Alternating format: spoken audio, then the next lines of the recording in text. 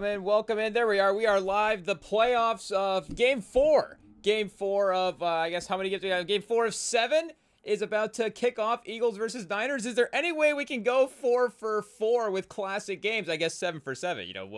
We'll see. IT, are we getting the number of playoff games right for the first round? But the first 3, anyways, to start off of course, been 3 games, 3 game-winning drives. Up until this point, if we're not, mistaken in terms of the correct classification as well, too. But between the Rams and Stafford having to take his team down late, and then, the game that just wrapped up, of course, with the Josh Allen in a dramatic fourth quarter touchdown effort was able to, well, not that, the run itself, that was the tough run, was called back, but, was able to get into the end zone and get the game-winning touchdown. And then Caleb Williams with the dramatic fourth quarter, epic Bears victory last night over the Packers was able to provide drama as well, too. So we'll see if, and I'm assuming, Kyle Shanahan has never been a stranger to playoff drama. I guess the Eagles themselves as well, too, or, often find themselves in the mix there. So I'm assuming that the evenness of this game will potentially,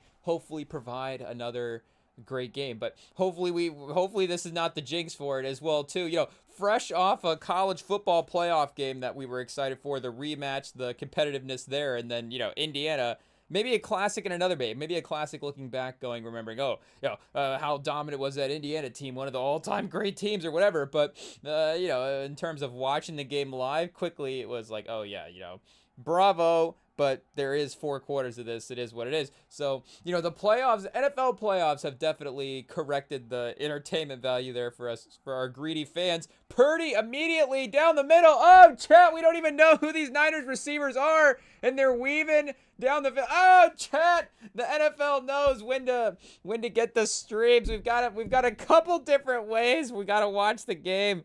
It is what it is. Okay, we've got to pull up the alternate background safety measures, I guess, for the game. It is what it is. Cutting out on big plays. We're cutting to a goal line. We're cutting a little bit ahead as well, too.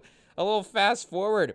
12 minutes into the first. I guess it's more caught up is better, though. So, hey, Purdy, we gotta, go back in time and see the Purdy strike to start the game.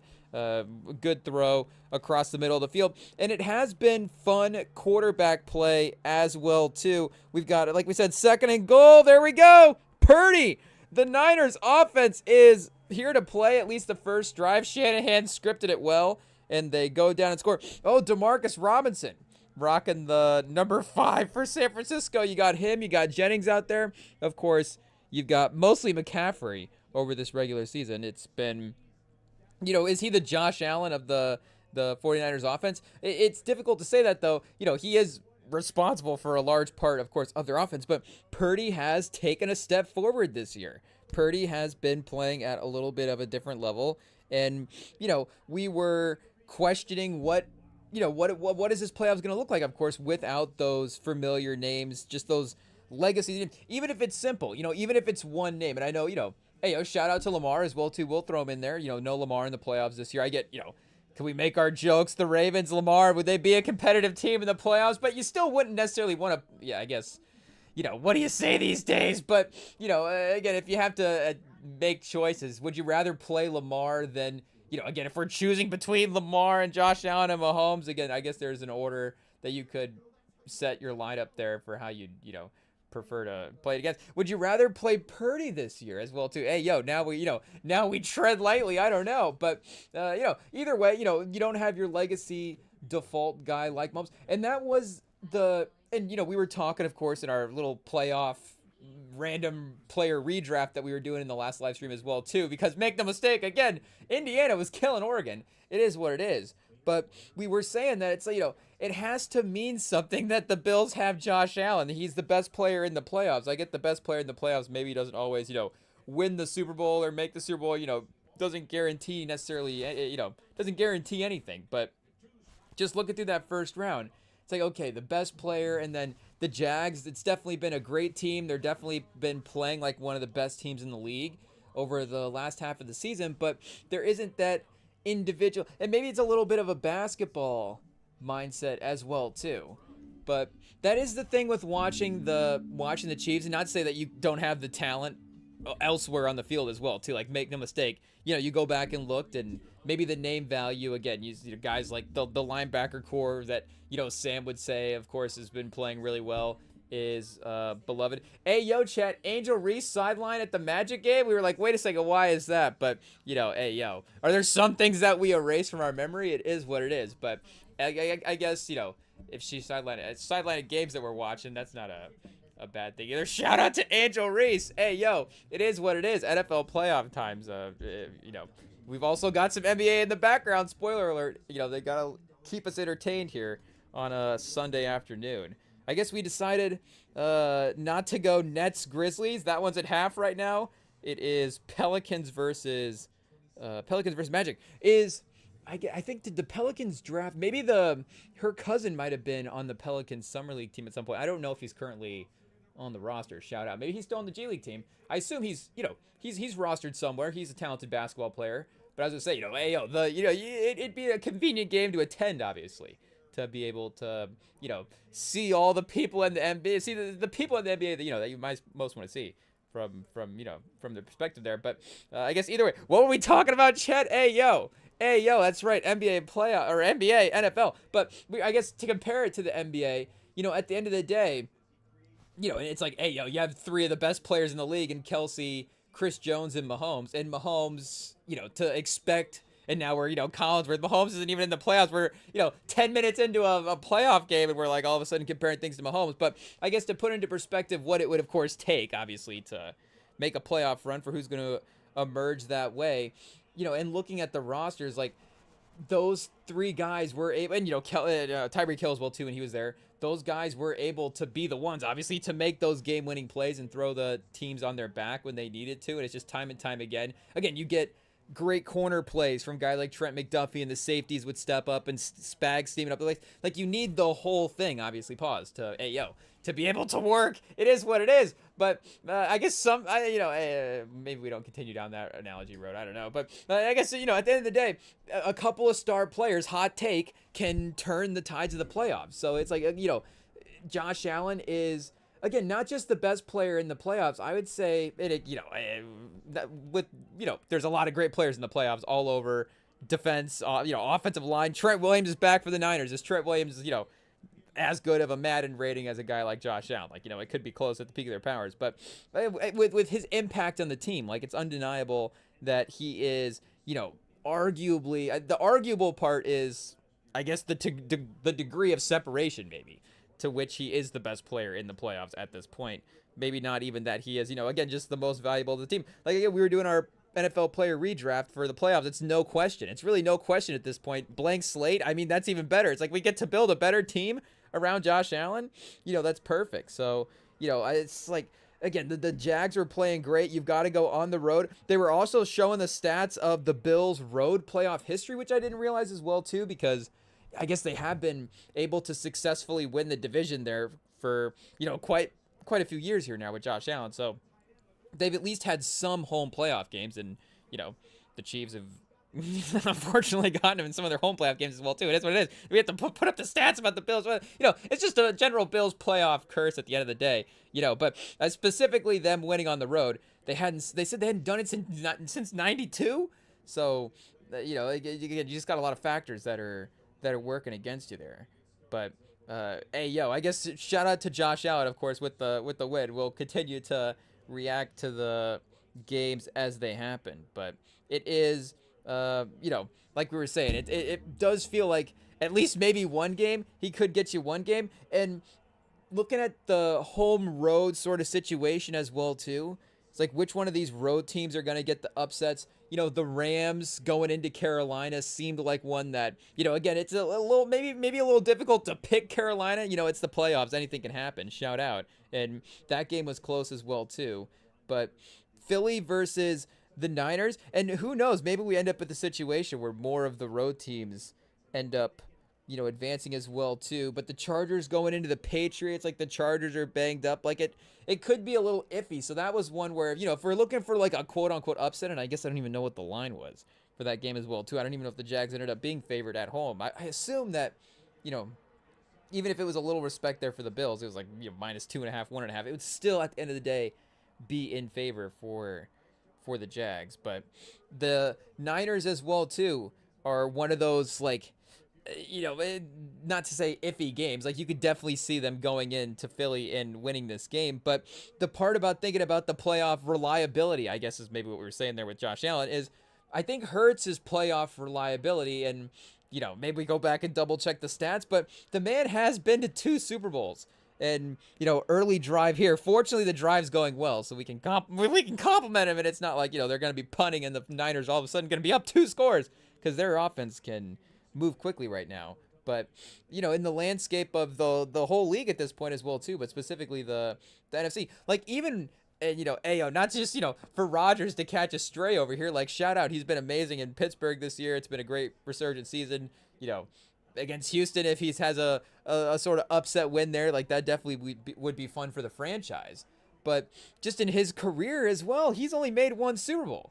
So I know that him and Hurts are tied in that aspect. And Rodgers has some regular season stats, some MVPs, all that. But, and with respect to Josh Allen having to face maybe some tougher competition, I don't know. But he still hasn't even, again, at this point, who knows? This playoff run could change that. He still hasn't been to 1 yet. Again, if we're just doing counting numbers for the guys in the league, that's not a trust rating. Like we're saying, we're still having Josh Allen over him there. And Stafford as well, too. Stafford, again, 1-1, shout out. Like, I guess, yeah, because Goff was the Rams. And then, obviously he wasn't, making the Super Bowl with the Lions there. But, Hurts has been through the playoff path twice and made the game. And that first game was super, super close. As much as, there may be Hurts moments that you could, he had some turnovers there at the end of the game. But a little Brady-esque as well, too. Like Brady, against the Eagles in that 1 Super Bowl had the strip sack where it's like, okay, again, I guess the fumble is on Brady's stats at the end of the day. And maybe you go back and look, it's like, oh, could Brady, criticizing Brady's pocket movement, but it's like, could Brady have stepped up, avoided the pressure in this type of way? Who knows? I'm sure we go back and look at some of the stuff, Jalen Hurts has had, I'm sure there's some avoidable things that could have happened there.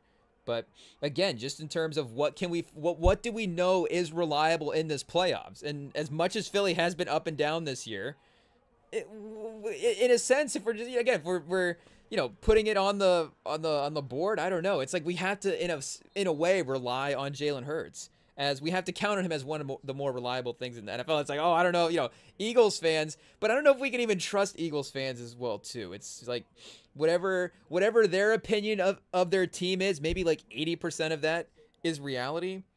I don't know. Because, there is, of course, some truth to the fact that their offense can be a little bit plain at times, but to put it generously, but at the end of the day, like we're saying, the talent is there, and Hurts is even going all the way back to college as well, played well in big, going back to him being benched for Tua, he's played well in big games, but we know he had moments to correct that, and has obviously, like we're saying, continued to prove himself in that way as well too. So this opening drive, it is a 3rd and goal. He is 3 for 3. So again, fortunately, 17 yards. He's really, airing it out. But, again, the conservativeness there, I get maybe if we're talking about the reads and the overall quarterbacking ability. Oh, Goddard on the end around, chat. Goddard with the run, touchdown. They score the extra point to tie it up. So we could be in for an offensive battle. Again, early in the games, the defense, I think Philly's defense, of course, specifically, maybe projectably a little better. Just if we're looking at the names on the field, we might have to pull up the PFF for the Niners roster at this point and double check. But I think their defense, and you could say the same for Buffalo as well too. I think very fairly, but those and. Are we the only live stream out there to make 2 Super Bowl picks? I'm sure there's somebody that's, made multiple Super Bowl picks, but, we get to, right? There's 2 names on the show, so we get to make 2 picks. I don't know, but we were saying either Bills, Niners, or no, it was Bills, Bears. Now we're combining picks. There's a 3rd pick in there. We said Bills, Bears, or Broncos versus Niners. So 2 different specific picks, but those were our 2 picks. But the Bills, like we're saying, the Bills and Niners defense, those feel like some of the more just swing units, for what could happen in this playoffs. Because again, if we're looking at the names and maybe some of the stats that they could put up game to game in the regular season, like I don't know if we would be considering this Niners defense one of the most reliable. But Saleh, at the end of the day, is one of the best assistants in the league as well too. So you have to give the coaching credit, the coaching staff's credit in terms of being able to make this run. Again, I know what, maybe some of the Shanahan stuff in the background is there, but still reliable at the end of the day for having quality teams. And we know that, and having Saleh back as from him being a head coach as well too, like he's got to be even a better defensive coordinator. And we've seen him still in moments be able to get this team to play well. Like everybody, of course, looks at that Seahawks game and goes, the Niners offense didn't show up in that game. They only had 3 points. I get it. But it's like, that game ended up being a feisty game. It's not like their offense didn't show up and they got outscored 36-3, I guess. Is that the silver lining at the end of the day? I'm not sure. But, it was a defensive game. So, yes, again, their offense didn't score much, but it was a low-scoring game. So their defense, the team was able to adjust and bring the game to a different vibe, and maybe they are able to do that in the playoffs. So maybe, clearly, if they feel like their offense can go up and down the field on Philly, maybe the defense will also give up 40 points. I don't know. Again, maybe we'll get like a 40-something, 30s, 20s, teens. I don't know, where will it start? Or where will it stop?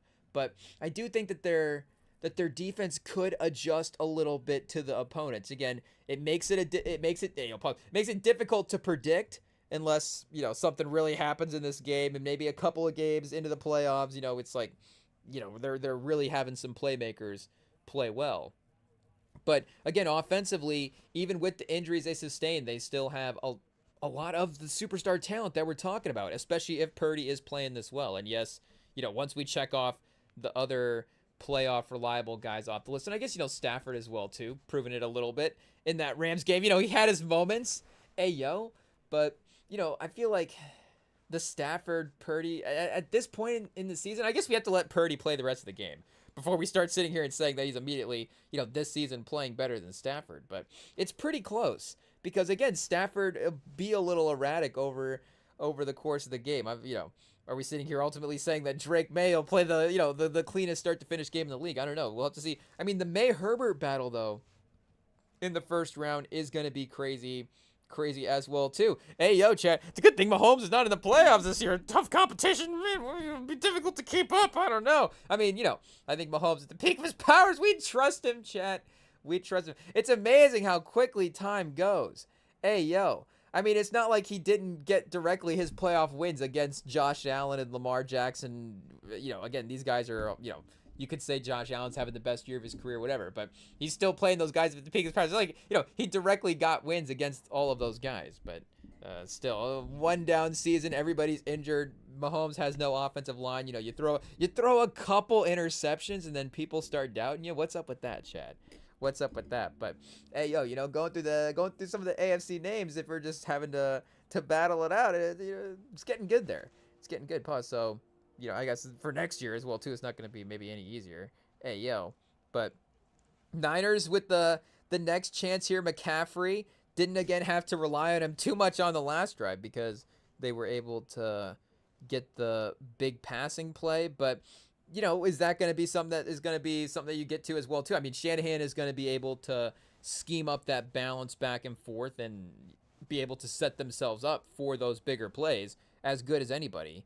And, they do have the double cornerbacks at the Pro Bowl. The two cornerbacks were selected to the Pro Bowl for this Philly secondary with Mitchell and DeJean. And you see Mitchell breaking up the pass there. But I don't know. Was it Adoree Jackson on assignment on the last time? Because I feel like there can be a little bit of an opportunity there for maybe some yardage if you want to attack that assignment. I don't know. But because we saw the Bears do this, or the Bears have this happen a little bit in the game with the Packers, where Love was kind of attacking the same corner over and over again, and they were able to find success with some of the plays there.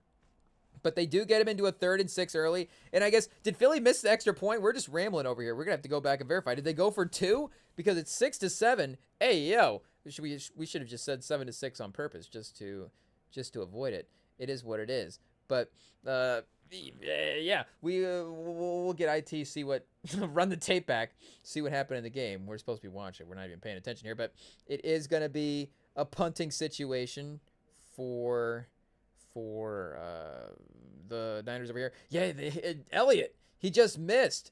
Oh no. Philly's got, I mean, they've got to have somebody to be, even if Philly wins this game, they've got to have somebody to be mad at. So, again, their defense could be great here. Their offense could go right down and score. They could miss every extra point in this game, and their defense could still win it for them with as good as it's been playing in the last half of the season. You wouldn't necessarily say that's a reliable playoff formula, but maybe for one game you could get away with it. But that would also be a great Philly playoff game as well, too, where you could have the ability for your season to continue, and then you can continue to complain. It's everything they want in a game.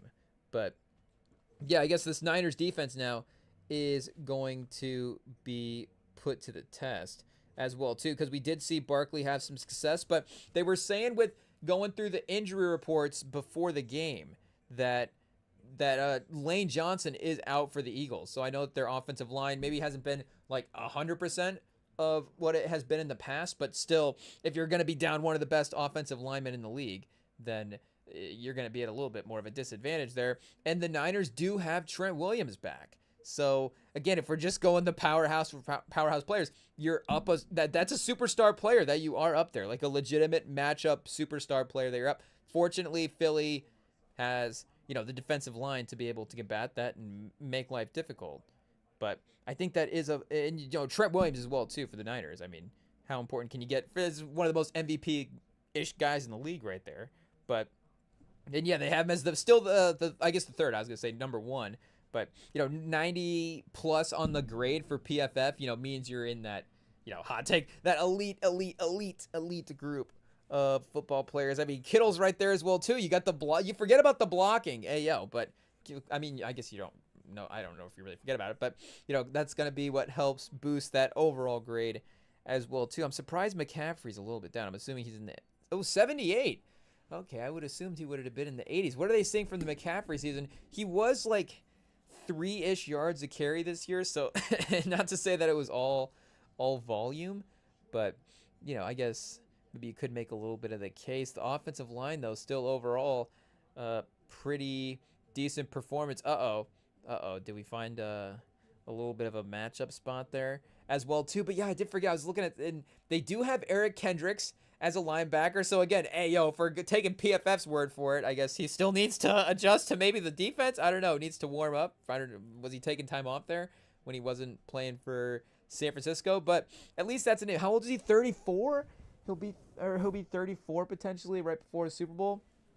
I guess it's almost now, but so it's not like they're bringing Phillip Rivers back at linebacker. That's still an NFL linebacker that's played really, really well.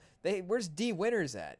D. Winters is a guy that seems like he could make a play or two in a game. I mean, we know that he can because Michigan fans are scarred by D. Winters' football career. Check the TCU highlights. Oh no, Garrett Wallow. We hate to call him out, but the 29.9 PFF grade's a little tough. It is what it is.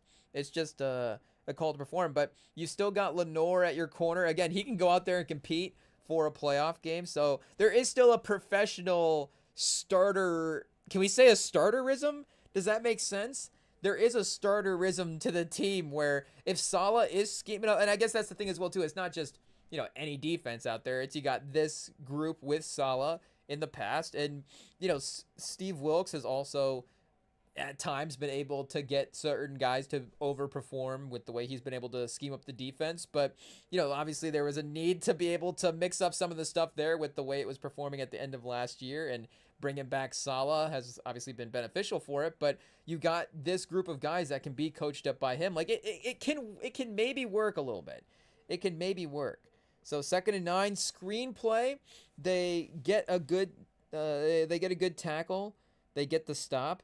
And the Bills, who again ended up winning that last game, I think it was that ended up being that last touchdown that the Jags scored. Obviously, it was one of them, but I think it ended up being that last one. It was ETN, if I remember correctly, where ETN was like on the block for one of the defensive linemen, so he was like kind of covered by him, and then the defensive line made a break for the quarterback. ETN is in the flat, and then Lawrence made the throw, and ETN broke a tackle where, again, you got, you have to make obviously a pretty good one-on-one tackle in the secondary there if you're the Bills defender to stop him short. But, and I don't know why I immediately coordinated this to the Niners, but that's that type of thing where I don't know if you just chalk it all up to coaching in that situation as well, too, like we're saying. But, you could see, you don't have to obviously be, I guess, hot take a star player to make a great tackle. But those are the type of moments where you've got, a slot corner, a defensive back out on the edge against a running back. He can make a tackle and put in. Maybe they go for 4th and goal and make it as well, too. Liam Cohen will go for it on a 4th down, even if there's not a touchdown on the line. Hey, he just likes keeping the offense out on the field. It is what it is. But, if anybody makes that tackle there, then all of a sudden the game is totally different. It's not like you just need the star player, per se, in that moment. And, I guess I don't know why we have to make the case for the 49ers. I guess because we picked them as one of our Super Bowl picks. But they do. It feels like the upside for the Niners. If we're ranking, what the best version of these teams could be, it is arguably still a team that could be the best team in the league. And again, you've got, just looking at the offense, 3 to 4 guys on offense that are in that Pro Bowl conversation with the way they were playing this year. And then, if your receivers can have that sustainable play. So here we go. Deep pass down the field, 2nd and 2. Hey, Hurts not able to dial it in. Goddard. I don't know where we go with the blame game for that one. Eagles fans, we know where they're going to go. It is what it is. But that's, the matchup, for the quarterback, who's the better quarterback in this is going to be fun to debate as well, too, because for this season, you would, like we're saying, probably say Purdy, but for the playoff history of it, you do have to give Hurts his credit, and that overall Eagles offense ability to just keep the chains moving consistently. Because 3rd and 2, you immediately know how this is going to go. You have you're at midfield. You have 2 potential plays to be able to pick this up. The Niners defense, they make a good tackle. Is that, hey, chat, we got a...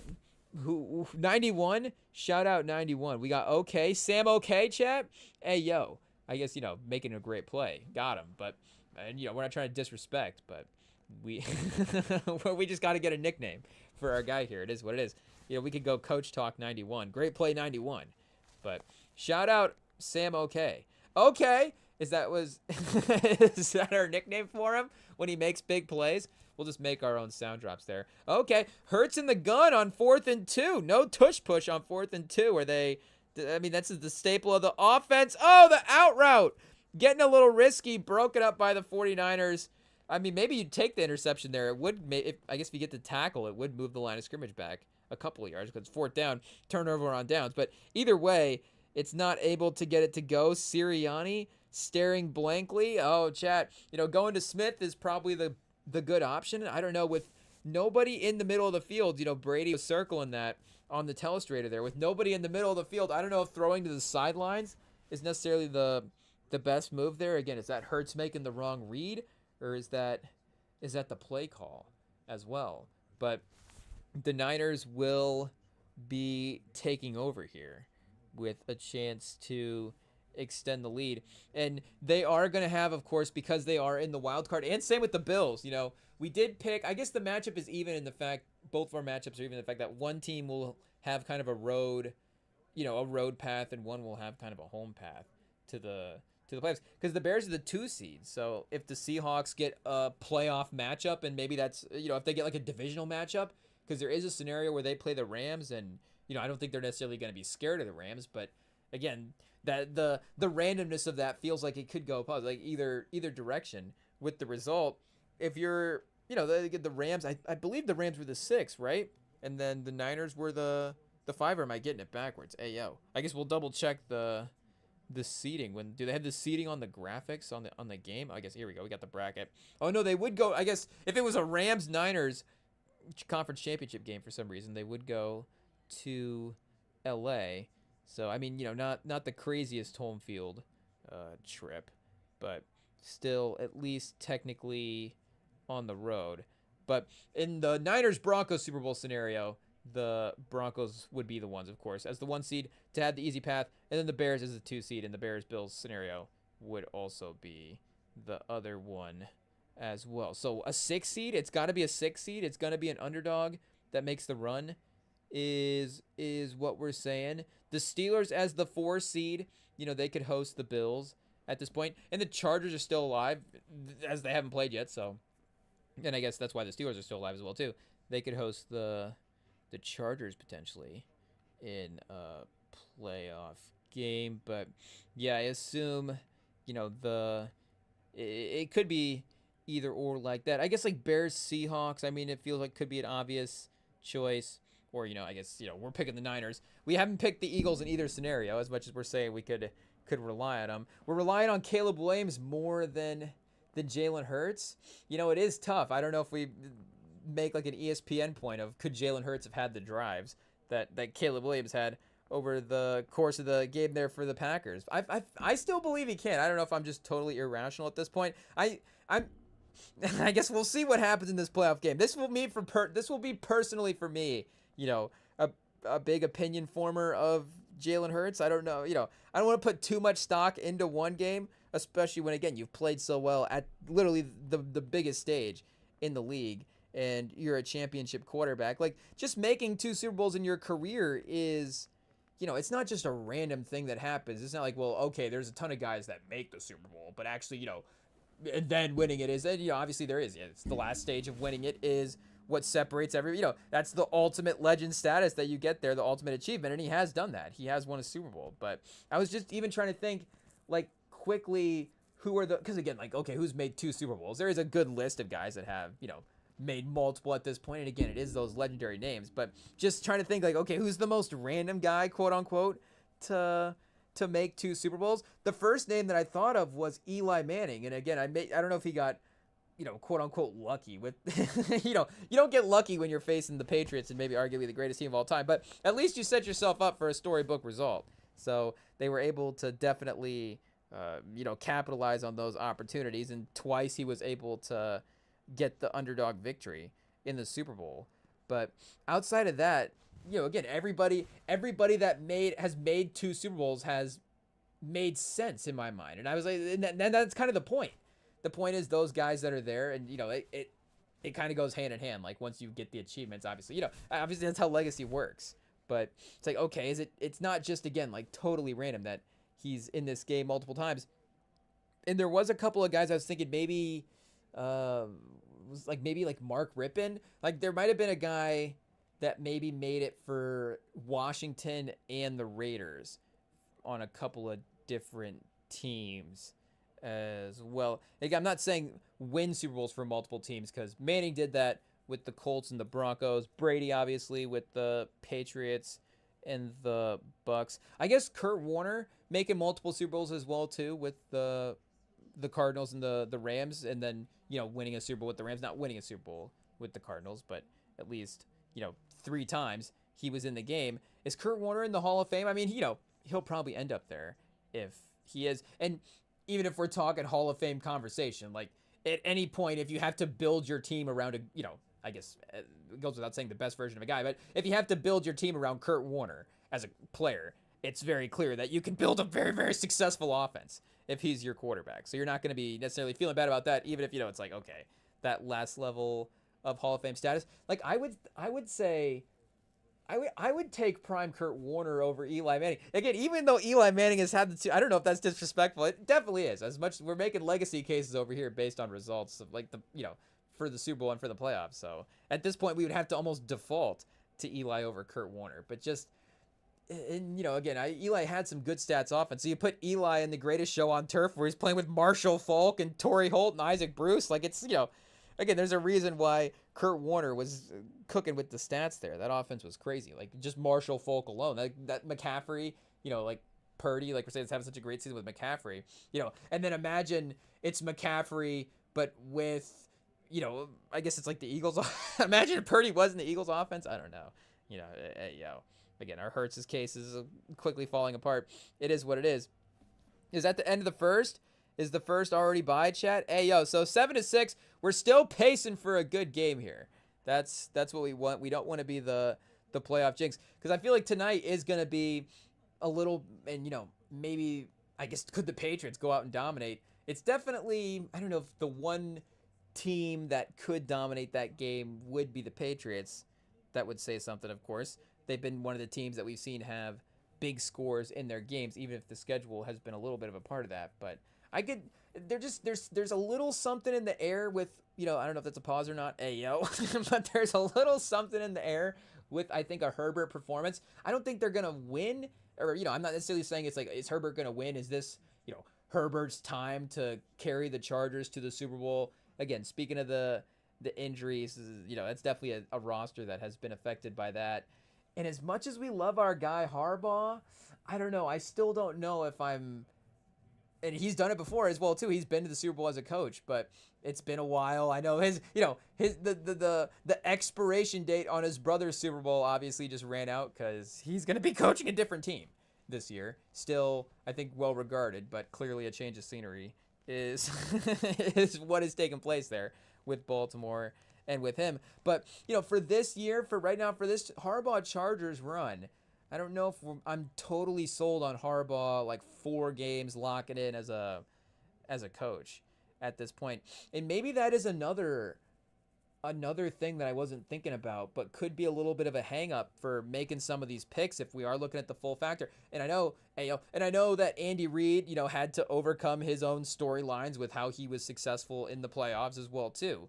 But, very quickly we would go into the playoffs and be like, well, the Chiefs have Andy Reid. So, again, it goes hand in hand with the fact that Mahomes is going to be able to save him, in a sense, in some of these clutch moments. But, again, that the preparedness of what that team is going to be on offense, and then, yes, Spags on defense as well, too, is going to be right there with anybody in the league, and they're going to be able to, have the right setup for keeping these games competitive as they need to be. And I don't know if there is, again, obviously that legacy coach that even jumps off as well too. Like if we're, the Super Bowl, I don't know who gets not less credit for the Super Bowl, but whose Super Bowl means less to their current standing right now for their job. We can say that respectively, like Hurts or Sirianni. Like, I don't know if those guys, and this is literally the team, like at some point, the team that just won the Super Bowl has to get credit for winning the Super Bowl. Again, I guess we'll see if they even make it out of the first round here in this game. But it is funny that it doesn't seem like those guys get regarded or maybe feared. Is that the right way to say it? Feared in that way? And again, I don't know what the fear level for Reid was, if it ever quite hit. Like, that is the ultimate, I think, last piece of the Belichick argument over Andy Reid at this point. And obviously, it's gone a little bit of the other direction. Like, I don't know if Andy Reid would have the fall off that Bill Belichick would have. Shout out. Obviously, Andy Reid's a happy family man, so there's aspects of that we wouldn't, we're not trying to break up Andy Reid's life or anything for, some storylines, but, the fear level that Belichick was able to get to as a head coach, and Mahomes is a little bit similar in that way as well too.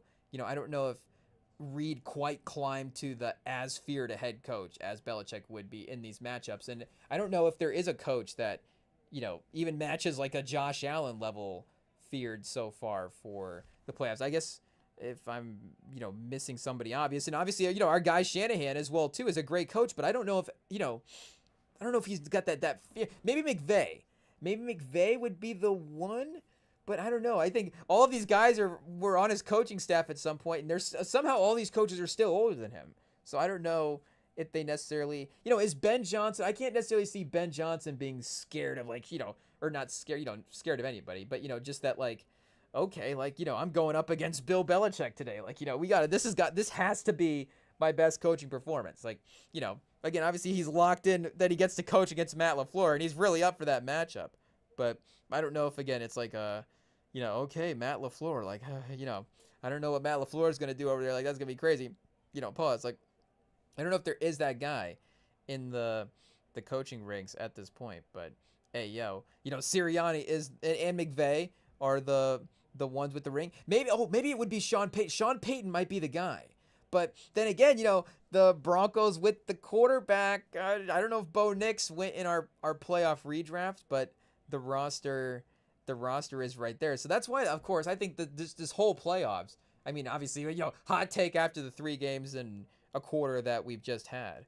But this whole playoffs could really be, and iconic, I guess, for how it gets remembered in time. What's going to be the rewatchability, rememberability of these games? Who knows? But just in terms of, again, in the moment, trying to figure out what's going to happen is going to be the fun thing. And maybe, still on the subject that we're talking about, but I was going to go off on this a little bit earlier, but the default thing that I was talking about as well too, like that was something that I was watching in that Jags Bills game, where you do have that inevitability factor of not watching every game. It's like, again, we're not watching every game. Well, whoever wins this NFC wildcard game will ultimately lose to Mahomes in the playoffs. But if you're watching a game like that Jags Bills game, and that's the Chiefs on the other side, as long as it's in that striking range, there is that back of your mind that's like, well, the Chiefs are probably just going to win this. And we don't really have that team in the playoffs where it's like, okay, yeah, this team's probably just going to win this. We've seen this. We know how this goes. We know what the formula is. We know as long as the game's close, the guy will get him down the field. The team, even like the defense, like we're saying, the random thing, like the defense will make the stop. You know that in the fourth quarter, Spags is going to have the pressure schemed up just right. They're going to have, a moment where it's like third and 4. And they're just outside of field goal range, and they get the stop. Maybe it's not the perfect play call from the other team, but they're like, okay, we're probably not going to go for it on 4th down. We'll punt the ball back to Mahomes, and now all of a sudden, Mahomes is driving 87 yards in the last minute 45 to take the win or whatever. Again, we just don't really have that mentality team where it's just like, oh, at the end of the day, that's the thing that's going to happen. That is the Thanos, inevitability thing that is feared in the league. And there is, I'm saying, like, it's not 100% there when you're watching the other games, but it is there a little bit, where if you're watching, again, we don't even have the example for it in this playoffs necessarily, but if you're in a Ravens Bills game, maybe in the past, where it's like, okay, there is obviously, you got to get past your opponent in the round, and there is all these guys are the great guys, and they're all going to be battling each other to some sense, and this is the matchup this time. But at the end of the day, it's like they probably got to get past Mahomes. They got to get past somebody.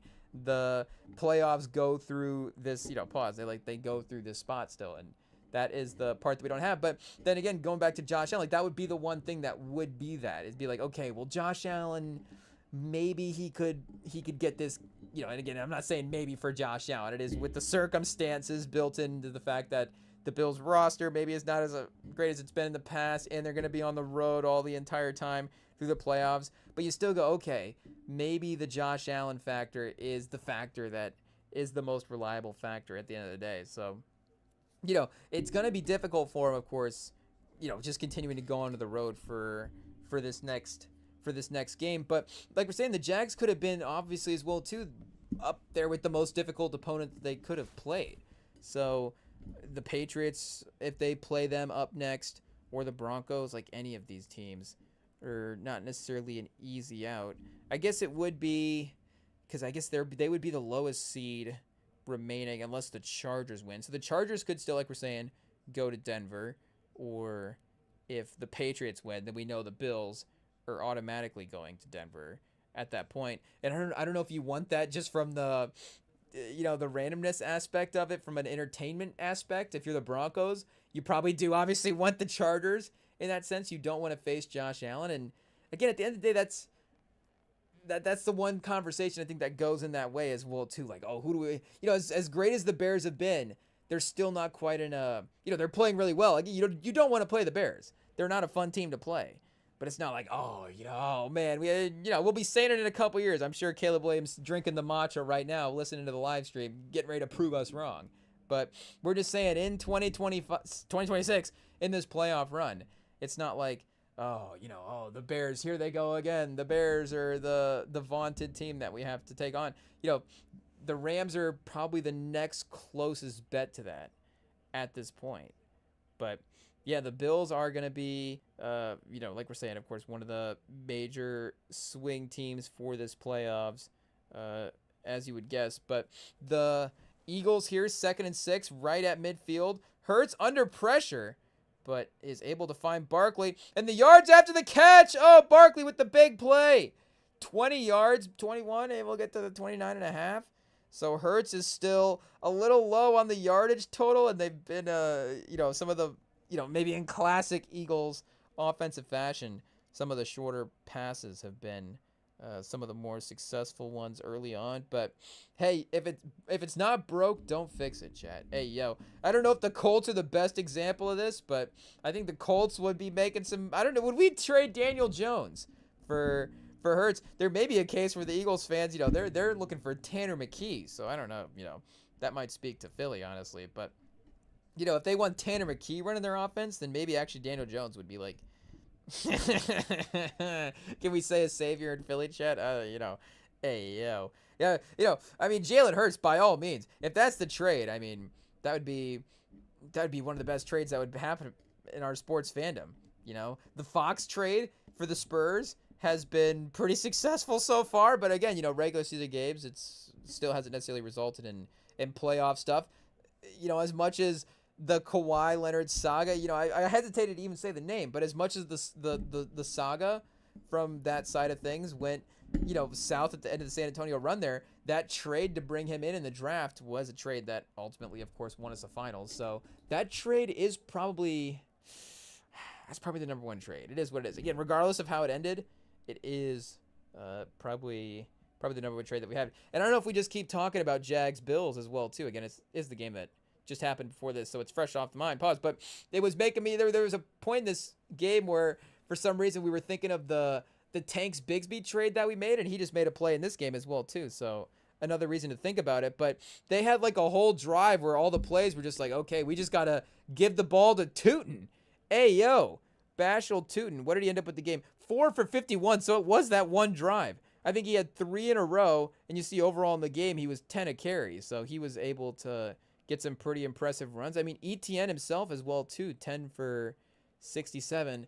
Lawrence 18 for 30. And maybe we do go back and watch this game because the Lawrence picks that he had, obviously. I mean, you can't say this is like a classic Trevor Lawrence game because he's a volatile quarterback. So he can have better games than this. It is what it is. But there was those aggressive throws where you're like, oh no, that is, on the spectrum, probably an obvious throw.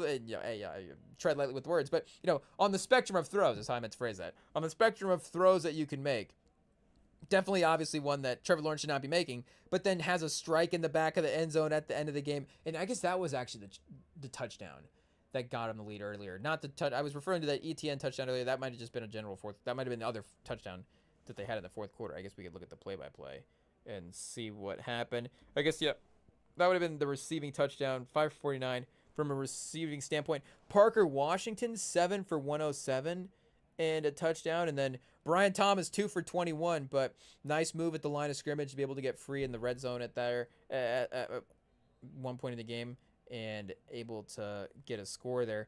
3rd and 5, Philly doesn't pick it up, so they are going to be – are they going for it? They're inside the 15. Just take the field goal and take the lead. This almost got the Bills in this game. And McDermott, speaking of the feared head coaches, I guess we'll continue down this path in a second. Yeah, they are going for it. 4th and 2. I mean, if you're in that tush-push range, has the tush-push been banned in the playoffs? It might have been. This is almost 4th and 3 as well. I think at 4th and 2, or if you're in the tush-push situation, I almost think you go for 100% of the time with as effective as it is for this team. But at this distance, just take the points. I don't know, the handoff. No, it's a fake. Hurts fires. Well, they get a score. They get a touchdown. That's why we're not calling plays, chat. We're not brave enough to go out there and run a 4th and 2. Oh, there's a penalty on the play. Yikes. You hate to see it. I guess if you're a Philly fan. Oh, ineligible man down the field. I guess that's that screen play, pass protection, timing stuff that can get a little confusing at times, especially when you do get into the goal line area as well. We didn't hear the ref shout out the number there, but was it the center or the guard? I guess we'll see which one makes a play. Oh, it's not super crazy. I guess the camera on the angle that they were just showing. Oh, wait, did they just take it away? Oh, wow. Oh, the correction. The fans might have been throwing stuff on the field. I don't know if the Philly fans just talked them into changing the call. We might have to turn the volume up on the live feed. IT, we need to hear the crowd reaction here. What's going on? Hey, yo, I've never seen a correction like that in real time in the playoffs. I mean, I don't know if this is a shout out to the refs, but the one thing the refs do when they make a mistake is they'll just commit to it. It is what it is. That's, again, at this point, you don't want to say the charm of the ref. Anytime a ref overturns a call for Philly, as much as we're over here defending Jalen Hurts, it's still, maybe a good game, clutch performance, and then the 49ers get the win. There is a way I think that can all work out. But the ref stuff going for the side of the Eagles does make us a little uncomfortable, I guess. At the end of the day, it is what it is. But I think that them actually switching it in real time is something that I don't know if I've ever seen in a playoff game like that quickly without a review or anything. I don't even know what happened there. If one of the refs talked to him, again, watching the replay, it didn't look that egregious. The center or something might have, the camera was kind of panning from the angle up, but it was going left to right down, up the offensive line on the play. So the center might have broke out to the left off camera and gone upfield a little bit more, and maybe that could have been justifiable. But I think with the guard they were calling on, he kind of turned. So I guess, is it only like 1 or 2 yards? It's only like a yard that you can run upfield, I think. So it's, you can get called for a penalty probably pretty easily every time on that. Maybe even more, more strict than like the 5-yard hand fighting situation for pass interference. But he wasn't even making an effort to continue to really, and not to call him out, I'm just saying in terms of the penalty, he wasn't even really making an effort to continue to like block upfield too much. He was kind of turning and staying in his zone. So I don't know. It did the no call from the 3 offensive linemen that I was definitely focused on in that replay did seem correct. But again, it could have been the wrong place to look. Could have been the incorrect move. But then, like we're saying, then again, them just not sticking to their main call and committing to it is a little bit different as well too. I don't know how I feel about it. Do we say empathetic refs? Do we like refs that are willing to admit their mistakes? They're like, wait, no, they said that's not a penalty. Never mind, that's not a penalty. Do we have to double check? Was that Ed Hockley's kid on the game? Is his name actually Ed Hockley too as well? Is it? It's not Tom Hockley. I don't know why I wanted to say Tom Hockley. Mike Hockley? What's his name? Is Mike Hockley the dad? Is there a Mike Hockley? There has to be, chat. Hey, yo. It is what it is. Okay, Dean Blandino, chat. Who needs Mike Hockley when you got Dean Blandino? He'll explain it to us. Can we live feed the Dean Blandino explanation and just have it taken care of that way? So, yeah, 56, the tackle or the guard does spin out 2 yards. And then the center, like we were saying, so I think that there is a justifiable case for the penalty technically, but I don't know. Again, obviously in most pass drop situations, the offensive line is rarely moving, 2 yards, 3 yards down the field. I mean, that would be, if they were constantly getting called penalties for that, would be probably the most dominant offensive line of all time. If you had to coach him, I mean, if they were so dominant that they couldn't help but get penalties every time, like, we can't help it. We actually can't stand still. Like, we just have to push these guys 5 yards down the field every pass blocking scenario. It'd be 5 Hall of Famers. But still, that is obviously in those plays as well too can go wrong in that way. But a weird situation and a touchdown for Philly. At the end of the day, not setting them up for a scoring play, but resulting, the play was resulting in a score. So the missed extra point still makes the fact that, the back and forth here will result in the 49ers having the lead if that is the case. But yeah, crazy situation to allow Philly to get more points on the board there. I guess we'll just stick with the Niners drive here for a second and see what happens. Purdy is going to be in the backfield by himself. Quick route out to Kittle. Sets him up for easy second down. So, yeah, offense continuing to move with ease there. Pause. But, yeah, in terms of the Trevor Lawrence. Oh, is that Kittle down? Or was that a guy on the other side? Hey, yo, no, it was Kittle. Who was on the tackle there? We just looked back over and they realized that the staff and then the player there was paying attention to him. Was it a concussion? He did get, he's reaching for the Achilles, chat. You hate to see it. We were over here saying with the talent that the Niners had left, and I know that Kittle has been one of the guys that has been playing and battling through injury. I mean, Trent Williams himself, even who he said, of course, was back in this game. I mean, why else are you back? I guess but he was back because of injury. So I don't know if Trent Williams gets nervous watching this play take place, but oh no, that type of reaction obviously is potentially very narrowing down of what it could be, because there was a little bit of a, do we say pause, a head collision there at the top of the tackle, and then the way that he was kind of like, the other defender was like kind of like tapping his chest on the ground a little bit, was a little maybe like, oh, maybe Kittle's like kind of unconscious or something, or maybe a little woozy, kind of like stay down, get the medical team over there. But yeah, hey yo, you'd hate for it to be season ending, and then of course season ending at this point in the season as well too has extra levels of devastation on it. So I mean, hey yo, we're at a loss for words, chat. We need to keep stats, but that almost sounds crazy. But I don't think that we're wrong in saying for our reaction of like, this just seems like a lot of Achilles injuries. If it is an Achilles injury, I almost hate saying it, just like putting it out there again, because it's so prominent now these days. Like, I don't know, we might have to slow our pace walking around the restaurant. I mean, hey, yo, chat, I'll sacrifice, at this, I'll be careful what I say, I guess, because they could also, there's aspects of the recovery, that it makes it a little bit easier as well, too. I don't know, maybe not everybody able to handle the Bills the same way in the NFL and the NBA, but I'm sure, with respect to Kittle and respect to his career, he's earned it. We're not, are we pocket watching Kittle? I guess we are. It is what it is. But I'm just saying, as much as our injury would be less devastating to the 49ers' chance at winning the Super Bowl, there are things about it that would hurt. That's for sure. I guess outside of the Achilles itself, but some I guess we were just like, I guess we probably wouldn't take time off from the rest. They'd find a nice stationary job for us to have.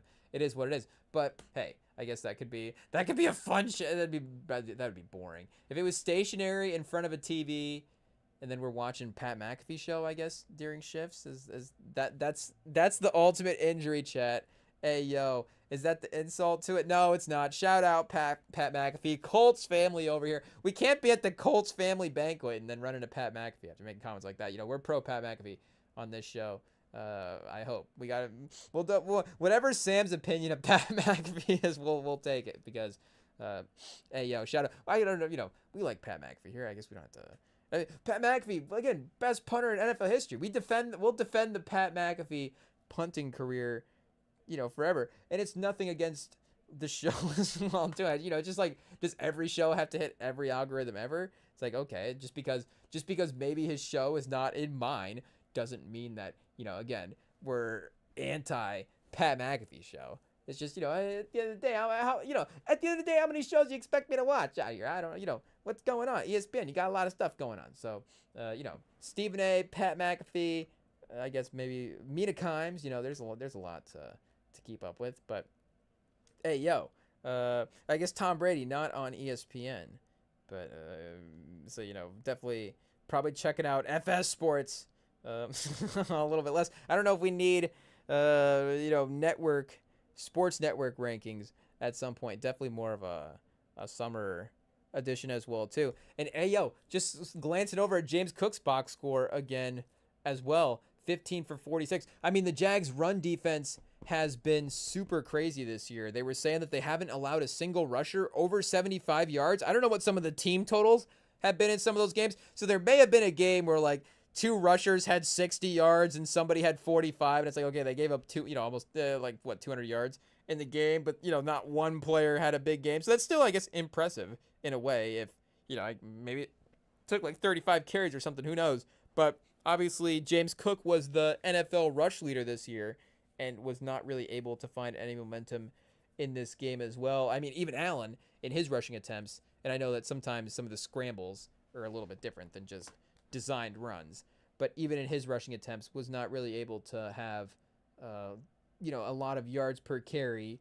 as well too. So I guess for the Bills going forward, in terms of them being a run-focused team in that way, then maybe the path for them does get a little bit easier, because again, that was definitely the team best equipped to slow them down there. But also looking at some of their receivers, and no disrespect to their receivers, but between that and Josh Allen kind of he did get beat up in this game quite a bit. I mean, he was, I guess, 28 for 35. I didn't even realize the overall efficiency as well, too. Just really great box score. And again, battled through. Can we even remember the injuries that he had? Did he go into the blue tent for maybe concussion protocol at one time, which means he definitely had a concussion, and they were just like, okay, he's still capable to play. We don't have to take him out of the game. Get back out there. And then he was like, he twisted his knee, I think, on one of the touchdown runs, and then he hit his hand on like a helmet at one point, and there was probably even a couple more things that happened in that game. I mean, the announcer Romo and Nance were commenting on the physicality of the game just overall, but like, you know, again, Allen was definitely a major reason as to why, you know, that was standing out. I guess it is what it is, but yeah, maybe it gets easier for him in that aspect of the game as well. But he just it is going to be difficult after picking them. It is going to be difficult for them to maybe winning the 4 games again. You know, hey, we hate to, I guess, you know, limit the Bills fans to just making a Super Bowl like it has been in the past. Oh, we've got a quick change on 4th and 2. The Niners are running the offense off the field, going for the field goal. I mean, you know, again, 13-10, but I think you got to take the points. Playoff game, you got to take the points. It is what it is. You're in the red zone. Pinheiro, not a lot of time to line it up, but he gets it to go. Shout out. And we can double check Pinheiro's kicking percentage here, but I know the Niners have had their issues in the past. Oh, chat, yeah, Kittle, they just showed the replay of him being carted off. It is what it is. I think he's pretty well aware of the odds of that reaction, you know, of what it could be. If you just like have to judge your own reaction, you're like, oh wait, I grabbed for my Achilles. I guess, well, it's like, okay, it's probably my Achilles. But yeah, Cook was, I guess, not cooking today. But he was, how many times did he target Schaefer? Okay, 2 targets in this game. I guess he really did end up focusing on Shakir early on, but he had a couple, maybe those were early on, to Shavers, and it was like, hey, is this going to be, you know, one of his main targets? Not to disrespect. I think there was one sequence where Shavers almost blocked a punt. Again, shout out. It's like, okay, is this going to be a random starter that steps up? You know, not random, but a name that I'm unfamiliar with that steps up and makes big plays. Very well could be. That's the playoffs for you. It happens. But it's like, okay, he's a special teams guy that almost blocks a punt and then picks up a first down. And then I think Frank Gore Jr., who, again, you see only had 1 reception in this game as well, too, and he didn't really have a carry. But then they brought him in the next play. And it was like, oh, man, is their offense going to be – it's going to be Shavers and Frank Gore Jr. and Josh Allen just having to absolutely carry what's going on here? Because, again, maybe Cook is not going to be giving you the same type of production as before. But the Shakir connection did develop. He hit Knox a couple times, and I think maybe Coleman ended up getting hurt in the game as well, too, speaking of injuries. So it is going to be a real struggle for this Bill. Like, it's going to be Josh Allen, you know, that Mahomes is at 2020 were his best stats for that playoff run, where, you know, he's really going to have to pioneer this thing. But they could have, the Jags maybe could have actually have gone to the run game a little bit more. I don't know if, you know, 30 passes for Trevor Lawrence is a bad thing in this game. And, you know, again, you have to go back and double check all the direct scenarios as well, too. If the couple of times they did lose yardage on a run play, it sets them up for a 3rd down where you feel like you have to throw it with Trevor Lawrence. You know, like, again, obviously, maybe they're not just bailing out for the pass play every time. But was successful as it was, and there was a lot of opportunity. It felt like every time they kept attacking, they would run like a pitch, or, you know, anytime they'd throw out a screen, just anytime they were going to the sidelines and attacking the corner of the Bills defense, they were able to pick up some decent yardage. So I don't know if they could have just gone to some more of that, and maybe, again, even going drive to drive, how that could have helped them with some of the clock management stuff as well, too. But, you know, at the end of the day, they did have about a minute-ish left to get that final drive, and they only needed a field goal. And we can even see where they started here as well, too, on that final drive, because, of course, in 2026, you do have the advantage of better potential field position with the new rules. So they may not have even needed to go that far. as well. We'll see what is going on here. But, hey, yo, chat, are we allowed to apply a little face lotion and not get any Tony Montana accusations? I'm not sure. I guess maybe we shouldn't have said anything, but, of course, we had to have Scarface on earlier, so now it is. Is that why we're applying the face lotion? I don't know. But let's see. They were at the 35, 30, I guess was at the 35. The play was intercepted at the 37. Okay, so they were at the Jacksonville 23 when they had the line of scrimmage there on that interception. So they would have had to have made, you know, an old school-ish type of drive to get into field goal range. But again, you have a minute left is not the worst case scenario. So, you know, not to say that it was hopeless for Trevor Lawrence at the end of the game, but that last pick was, of course, into a little bit of bad coverage. And then the first one as well, too, was a little risky. Oh, Hurts!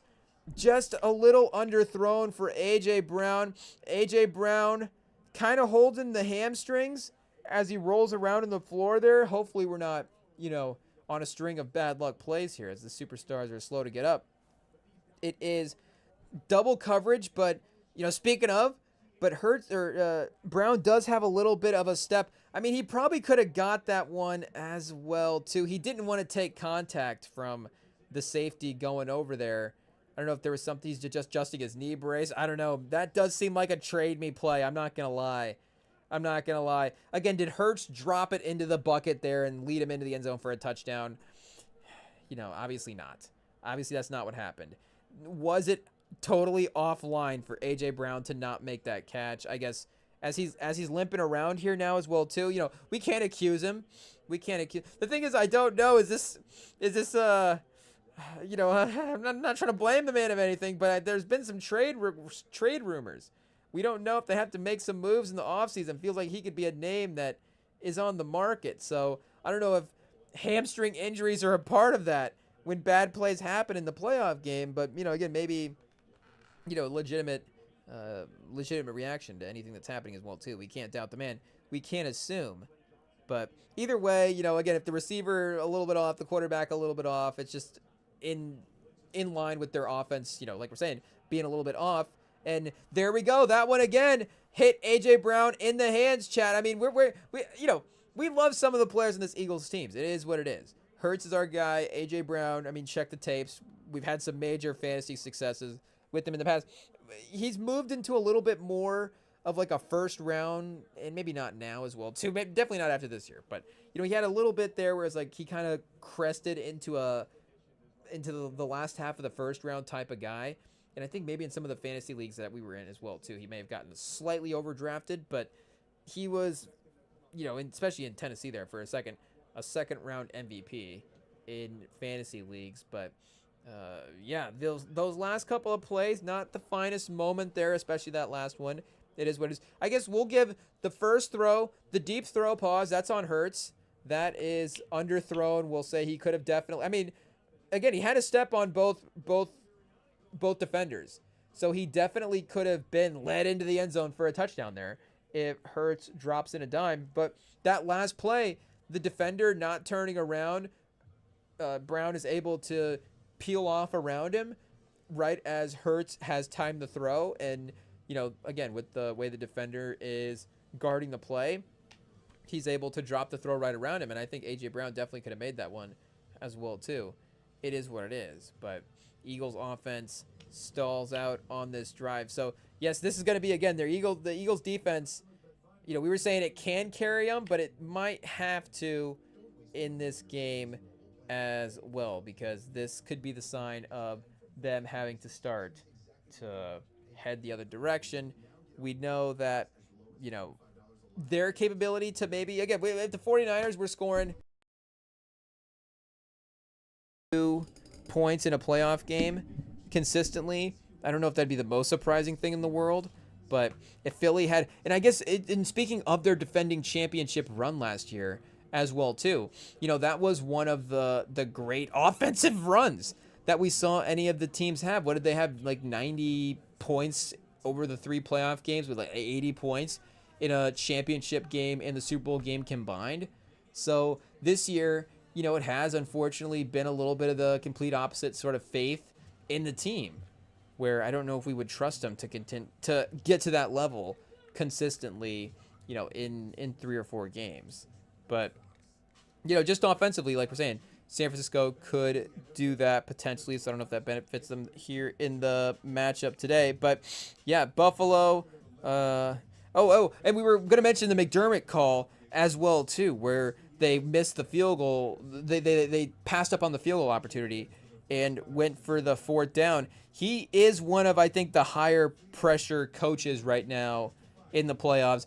Obviously, Tomlin as well, too, but I don't know if just making the playoffs is enough for Tomlin. Maybe the Ravens, honestly, firing Harbaugh might have been enough for Tomlin to keep his job. I don't know if the Ravens and the Steelers can both be making dramatic changes in the playoffs. And again, like Harbaugh, you know, you imagine he's at least got 2 more years. Like, would you say a season and a half if things get really dramatic? Like, I guess if they lose in the playoffs by 30 tonight, and then, you know, is there a scenario where Harbaugh's fired by like week 6 of next season? Like, that'd be a real quick turnaround.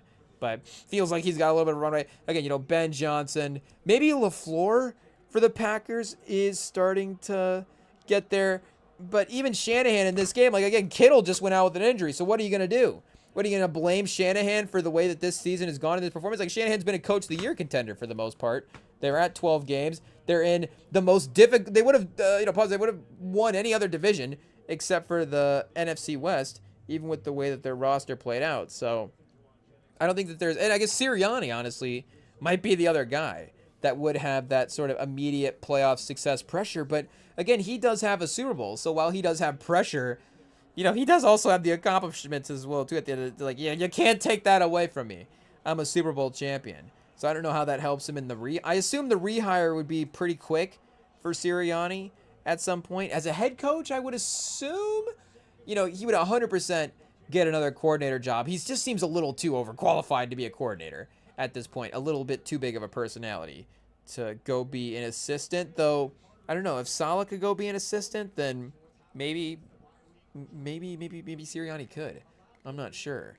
But I feel like for the most part, he would probably get a pretty quick, you know, John Harbaugh-esque rehire situation, you know, interview, rehire situation if something crazy were to happen. But again, Sean McDermott doesn't have a conference championship appearance at this point. So if they had definitely lost in the first round to the Jags, I think that there probably would have been a little bit of a switch up there.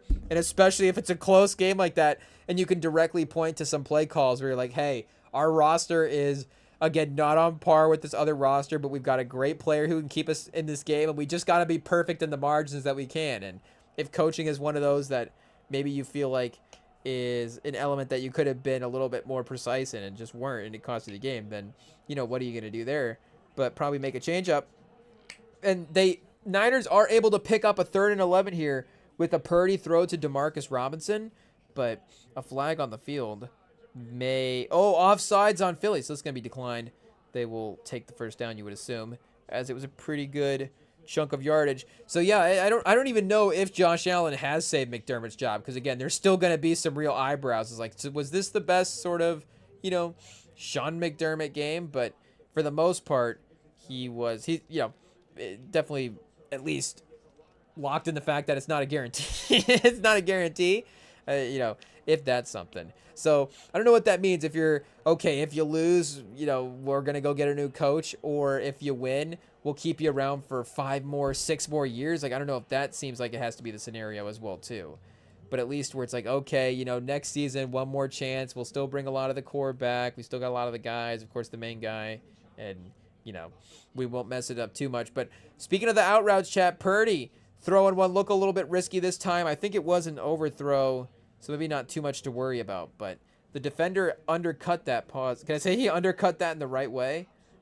If we say pause, we'll say the defender undercut that in the right way and would have been in a position to make the play if the football had been, you know, more of an actual pass, I think. But I think he was going for the throwaway there. 2nd and 10. Purdy, 8 for 11, 150 yards and a touchdown in the first half. There's a minute left, and he takes a timeout here again on 2nd and 10. So by far the more electric, aggressive, but just the calmness that he'll have as well too in navigating some of these scenarios where it seems like Hurts has maybe his ability to kind of sometimes keep his eyes down the field 100% of the time is maybe not quite as consistent as it needs to be. But I guess, for the most part, they have the lead right now, and their defense can still make a stop as it is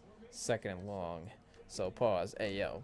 So we'll give him an opportunity here before we double talk and say against everything we were talking about him earlier with him being a legacy guy. Purdy. Ayo. Oh, another a drop for the Niners. 81. We call him out. He's not able to get the little slant route to go. It would have been still 3rd down, but would have put you in a position to bring McCaffrey into the game. I don't know if we check McCaffrey stats right now, but does not seem like, like we were saying, the yards per carry, the PFF stuff, like it's a little tinge down. And Bijan ended up getting the first team All-Pro spot as well too, which I thought was a little interesting. I think he did end up maybe getting more overall yards as well too if we went back and looked at that. So that is a little sneaky something there. But again, it seemed like McCaffrey's value into carrying this 49ers offense into what it would be was definitely a little bit more. But in that time, the Niners offensive line does a great job in giving Purdy protection, and is able to sit back, dissect. Somebody gets open at some point, you would imagine. And there we go, 1st down. Great pass protection by San Francisco, locked in. So 10 for 14, 68 right now. McCaffrey, 8 for 13. He's not going to get anything. And, again, like we just saw Josh Allen have to be able to do it without James Cook. But I'm almost starting to wonder if Purdy, I guess we did say the Purdy-Stafford comparison earlier. But I'm almost starting to wonder if Purdy's the 2nd best quarterback in this playoffs. And I guess we'll actually get to see Drake May in a real playoff capacity as well, too, because, as a rookie, he was not able to drag that Patriots team to the playoffs, unfortunately, for Patriots fans. So we'll get our first look at what the sort of next level Drake May could be tonight against the Chargers. But, Purdy right now with his veteran level, his experience of this Niners offense as well too. You could imagine that outside of Garoppolo, obviously they were able to find Purdy quickly enough at the end of the day, but nobody is really able to have a sustained amount of run in that San Francisco system to be able to be the starter. Whereas at least now, 3rd or 4th year at this point, he's had enough regular season games under his belt.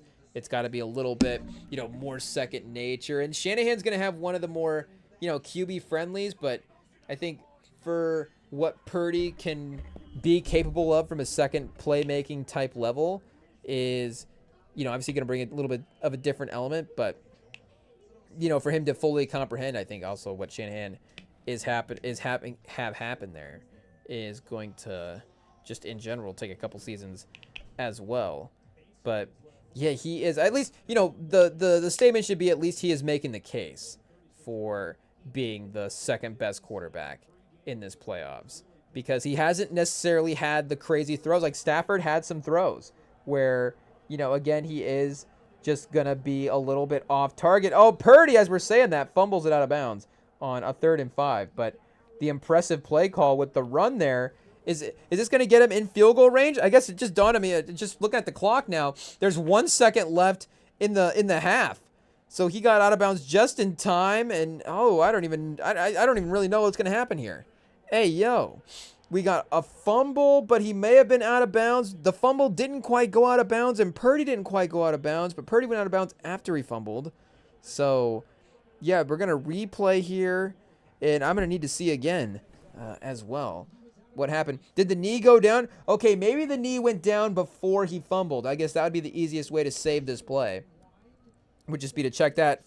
Unfortunately, Trent Williams is standing in the way. Trent Williams blocking the camera angle. Here we go. We need the pylon cam, the first down cam. The defender gets the punch in there. Oh, it's close. I think it might be loose. I think it might be a fumble. And then we'll have to double check. If Purdy was inbounds when his knee was down. So if he's inbounds when his knee was down, and then that's a fumble, that would be Eagles football. Nakobe Dean, I think, got that pretty clearly. You know, with 1 second left in the half, I guess it wouldn't give them much of an opportunity to make a play. We'll see how aggressive they would be. But you would, of course, give up the opportunity, a stopping opportunity to tie the game if you're the Niners. Hey, yo, Shanahan, yeah, you see him taking the headset off. I think they're going to call this a fumble. He's not even going to stay out there for the last play. Oh, no. Oh, and they just go ahead and call it at the end of the half. Okay, so at least you don't go out there and let Philly take a knee and, you know, go through all that or whatever. You just let the guys end the football. That's the most respectful thing the refs have done so far. They've overturned a wrong call, I guess, and I guess it wasn't necessarily a wrong call, but they said, hey, we're not going to – this is not the Georgia Ole Miss game. We're not going to make them run out the last couple of seconds. Hey, you'll pause, 17 times and just meaningless football. It is what it is, but we won't complain. The first half has been entertaining. So far, we're 3.5 for 3.5 in terms of NFL entertaining football. And it's been, again, these late game scenarios where the chaos and the craziness has ensued. So second half underway. Eagles-Niners, we assume, is going to still be good. Lock in. Tell a friend. Go grab Granny and tell her to get in front of the YouTube for the Rem and Sam live stream second half. We'll be right back. Stay tuned. NFL playoff football. What a time to be alive.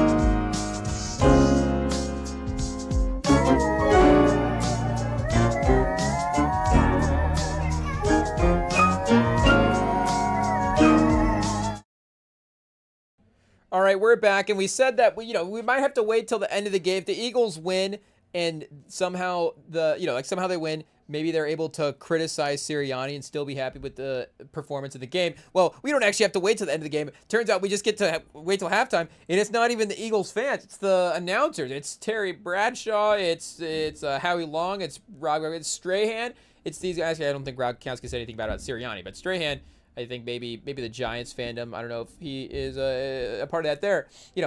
Maybe why he's like, okay, here's where we're going to say what the Eagles did wrong in this game. But, yeah, Eagles winning the half, and Sirianni, not a great coach, but, the confrontation with A.J. Brown and just the overall vibe of the team, of course, has not been great. So he might be, like we were saying earlier as well, with him and McDermott being in some of the more high-pressure coaching situations of the playoff guys, of the playoff guys in the bracket in the tournament, but maybe he is like the Super Bowl or bust sort of scenario as well too, because McDermott, I guess maybe is conference championship or bust. I guess pause. Let's look at that. Should we call this the Skip Bayless or bust segment? Skip Bayless. He's an old school guy, and a lot of ways, but he does love saying that guys will, and pause.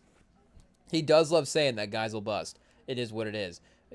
I think mostly in terms of draft strategy, but I guess in terms of, potential of a season as well too, or, maybe other things. I guess we don't listen to every Skip Bayless episode, but if you hear a clip, a lot of times it is bust, girth and tonnage, pause, all that different stuff. But, again, Shanahan, I don't even know if is he the most safe guy in the playoffs? D'Amico Ryans feels pretty safe as well too at this point. And Canellis, again, we're not necessarily doing like a quarterback rankings, and I guess Vrabel as well too. It's literally his first season, so even if it wasn't his first season, just going 14-3, I guess. Well, if you're on the Titans, it doesn't make it safe. We got him. But for the Patriots, we would assume that would definitely mean that even in a shortened playoff, but even if the Chargers do go in and get the upset, that Vrabel is definitely not in a like Vrabel's in basically a no-win situation. He doesn't have to win a playoff game. Again, it would be disappointing with the way that the season has gone up until now if that they didn't walk away with this season with the playoff win. But, going back to the beginning of the season, of course, with this Patriots team, if we had said that they would be a 14-win team, you'd be like, that'd be good enough in a sense. Like, if I don't hear the playoff results, if you say 14 wins, but you lose in the first round of the playoffs, you would just in general would be like, hey, that's a much better season than I guess we thought. And you could probably even maybe look at the schedule and maybe say like, oh, is that projectable in a way? Like I could see that happening. But again, with just the rebuild and with, I guess, having Drake May as well too, definitely does help.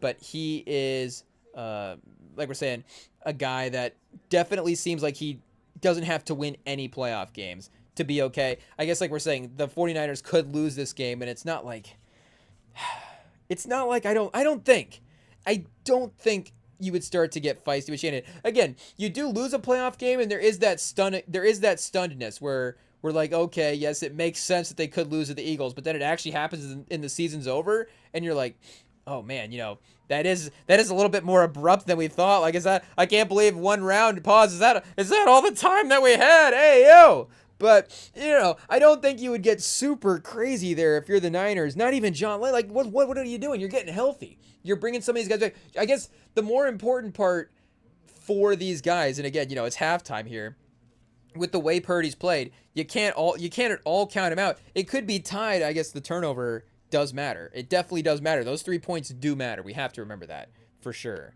But, the more important part would be, again, how do they replenish this version of the team where they've shown that they can continue to add talent. Shanahan's shown he can continue to progress all of these quarterbacks and, even turn a guy into a franchise guy with Brock Purdy.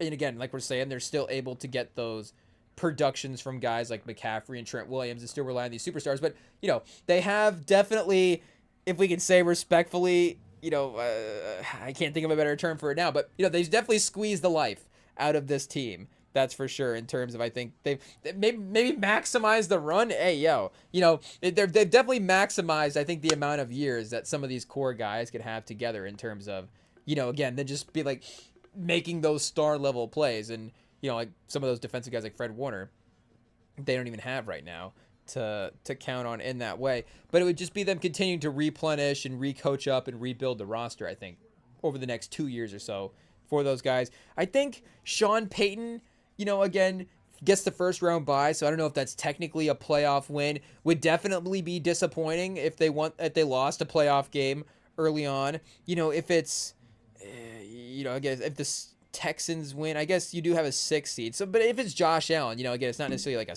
you're losing to a 6 seed. If you end up losing to Josh Allen, it could just be the trail of a historic playoff run just left in the path of Josh Allen doing something really, really crazy this year. But maybe he needs to win a half a playoff game. I think maybe he's at a half a playoff game. I don't know if he needs to quite win one, but he can't lose. They can't really lose a playoff game. I think, again, Josh Allen can have a great game. Maybe Bo Nix makes a couple of plays in a fourth quarter. Again, he's had fourth quarter moments have been some of his best this year at times. So I don't know, do we trust him there? But yeah, I don't think he is do they fire him, of course, if they lose a playoff game this year. I don't think they would be that dramatic. Of course, Liam Cohen and that's a little bit of the Vrabel situation as well, too, for as good as the Jags is, and, first year coach as well. You would assume that he is safe. I don't, D'Amico Ryans, again, he's not going to get fired. So truly the only guys, I guess, that would potentially get fired for a playoff loss. Like Sean McDermott does have to win, but again, I think his over-under is 2.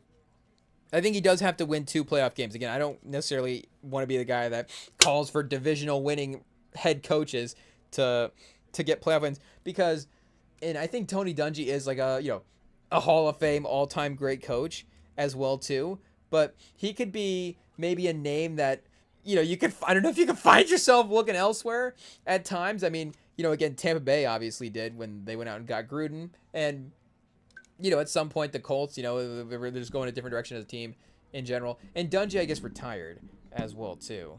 But, Caldwell stepping in off the staff definitely seemed like there was a case that there maybe wouldn't be a drop off, and the team was good as well too. The Dungy Ewing theory is kind of crazy with some of those teams.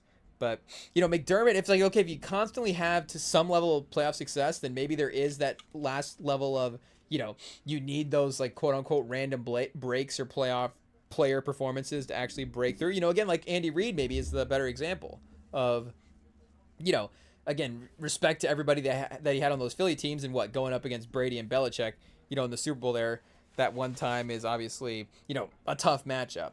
But once you get the best players in the league, but once you get the players that are able to go through in the clutch moments, he's actually able to get the resume that kind of matches his coaching talent. And I don't think Sean McDermott, again, it's not like he's made 5 conference championships and lost, and now he has Josh Allen. I get that. But it's okay, he's obviously going to get another job somewhere else. So we know that he is an NFL level head coach. We know that he can, and we know he's a playoff level head coach. So are you immediately going to go out there and replace him with a guy that you feel confident is a playoff, but then, again, you're replacing him, you're hopefully getting an upgrade. So, are you replacing him with a guy that you feel confident is a Super Bowl level head coach? If you go out and get Josh McDaniel or something for the Patriots, could Josh McDaniel get your team back to a divisional round? I think so, but is that Josh McDaniel or is that Josh Allen? Do you just think because Josh Allen's on this team, kind of whoever coaching it would by default, we should win at least one playoff game every year, like we're saying, just because Josh Allen will power us through there? But again, that's not an upgrade. So as much as, again, even little moments of them in play calling scenarios when they maybe should be taking points and are not, as costly as that could have been over the course of the game, there still is that. So I'm 50-50 on it, I guess, at this point. It is what it is, but after just winning as well too. You can't, I guess, say too much at this point, but I think it might be a little more common and maybe not a full, plus 2. So his over-under would be 1.5, I guess. 1.5 games for him to win, for him to be safe for his job. Sirianni might be, with them being a playoff or a wild card team, he might be at 3.5. He might actually have to win the Super Bowl for them to keep his job. If they lose in the conference championship game, I guess it would, it would probably obviously be to a better team.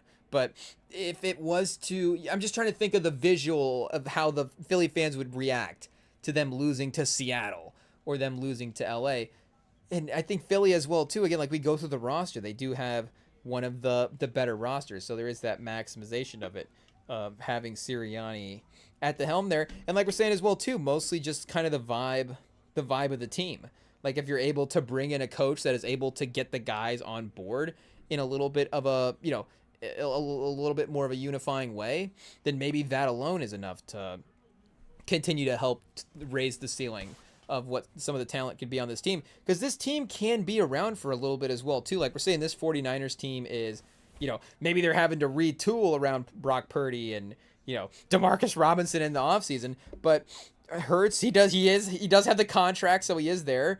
But I assume Cooper DeJean has a couple more years, Quinion Mitchell, Jalen Carter, like some of these, like there is a, you know, maybe after this season still 2.5 year window that they can operate in with, you know, this exact roster and some of these exact star players, if, you know, again, they're maximizing their performances. And even, you know, Devontae Smith as well too. You know, as much as we would love to have AJ Brown going forward for the next, I say we, like I'm an Eagles fan, just as a hypothetical guy running an NFL team that would have AJ Brown on the roster, you know, I would definitely like the idea of that. Hey, you know, very talented football player. But for this Philly team, it does seem like, and maybe the coaching move would be like, okay, AJ Brown, you know, at least go into the season and the off season, and we'll see what happens there.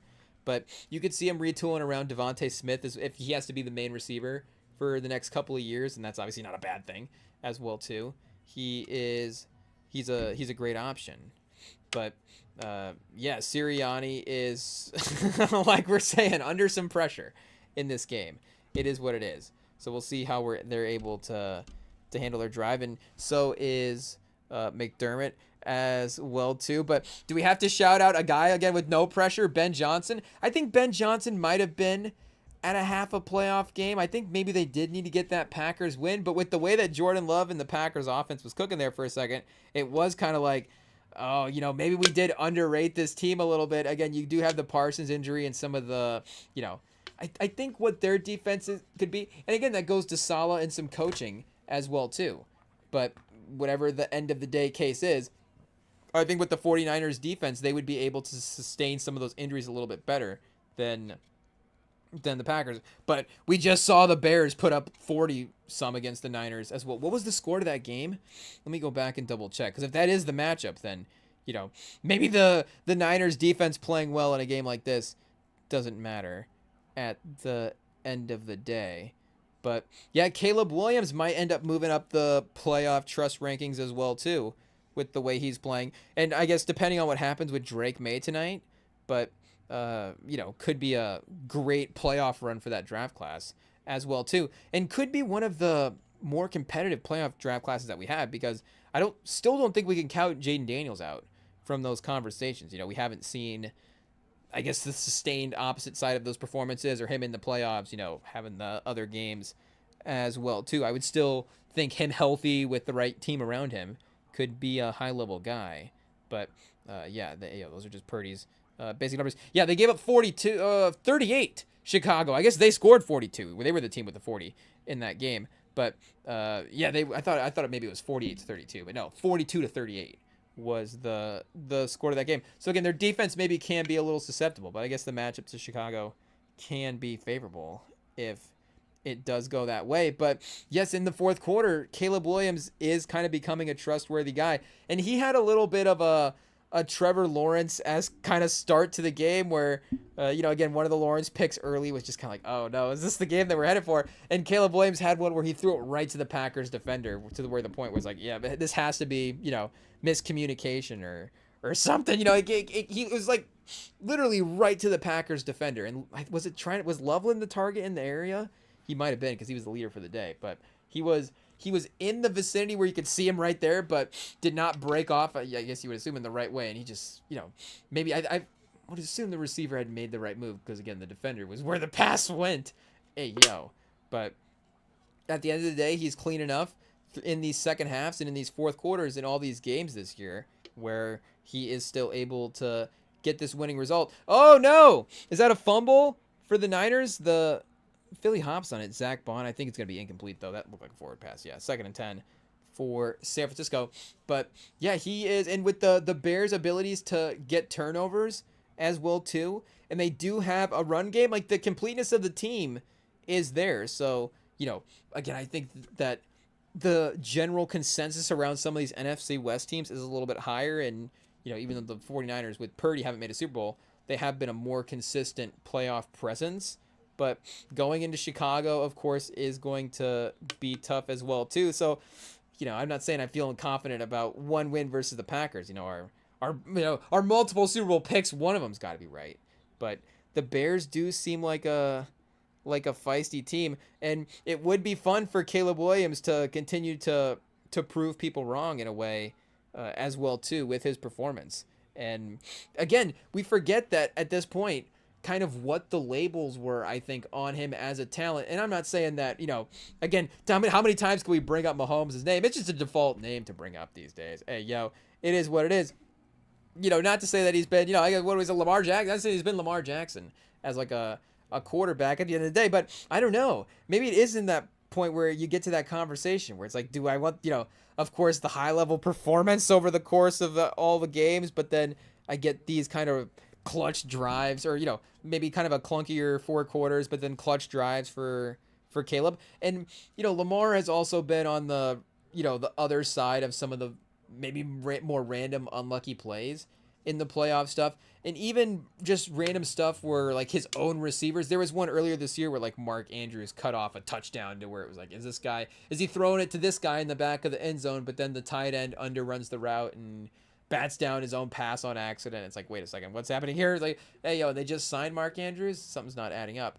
But with his, like we're saying, the late game capabilities and Ben Johnson's play calling as well too, to be able to scheme guys open, it is becoming maybe a little Shanahan Purdy-esque with the combo there, and McVay and Stafford. So maybe for McDonald, that would be the factor to look at for that team. And I know Darnold as well too. Like, hey, what's the reliance on Darnold in these moments?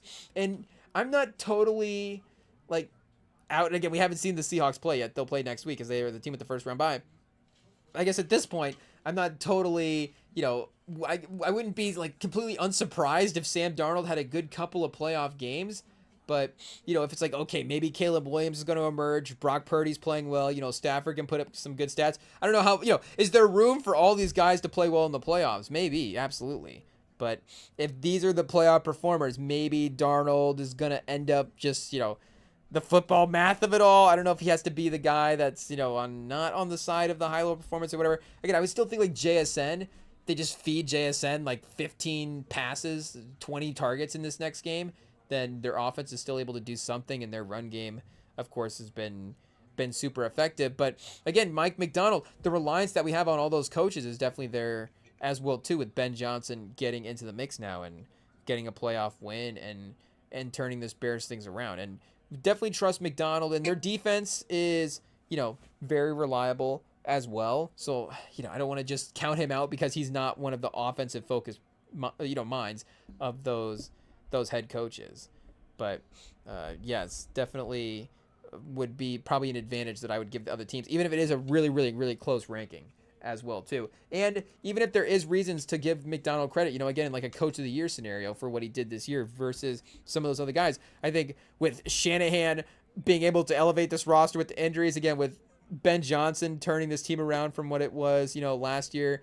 And I guess, maybe McVay losing to Mike Macdonald, maybe McDonald has a case over McVay, but still McVay has a little bit of a legacy there as well too, where we would give him the benefit of the doubt. So I don't know. Do we go 2 for 2? Like in terms of the fact, like on the cases there, I guess 6 for 6 on the cases would be tough. We did in the redraft scenario for the player rankings did end up taking Witherspoon as, an option for one of these teams to start building around.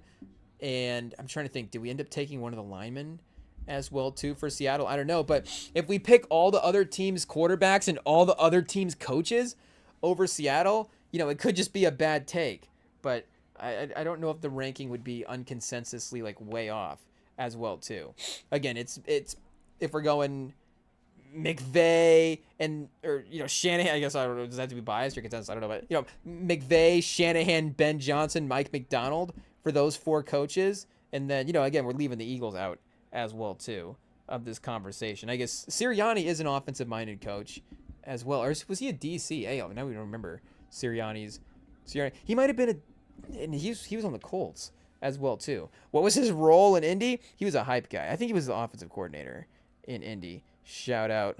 Let's take a look and double check the Nick Sirianni coaching run background that got him the head coach. Offensive coordinator for Indy in 3 seasons.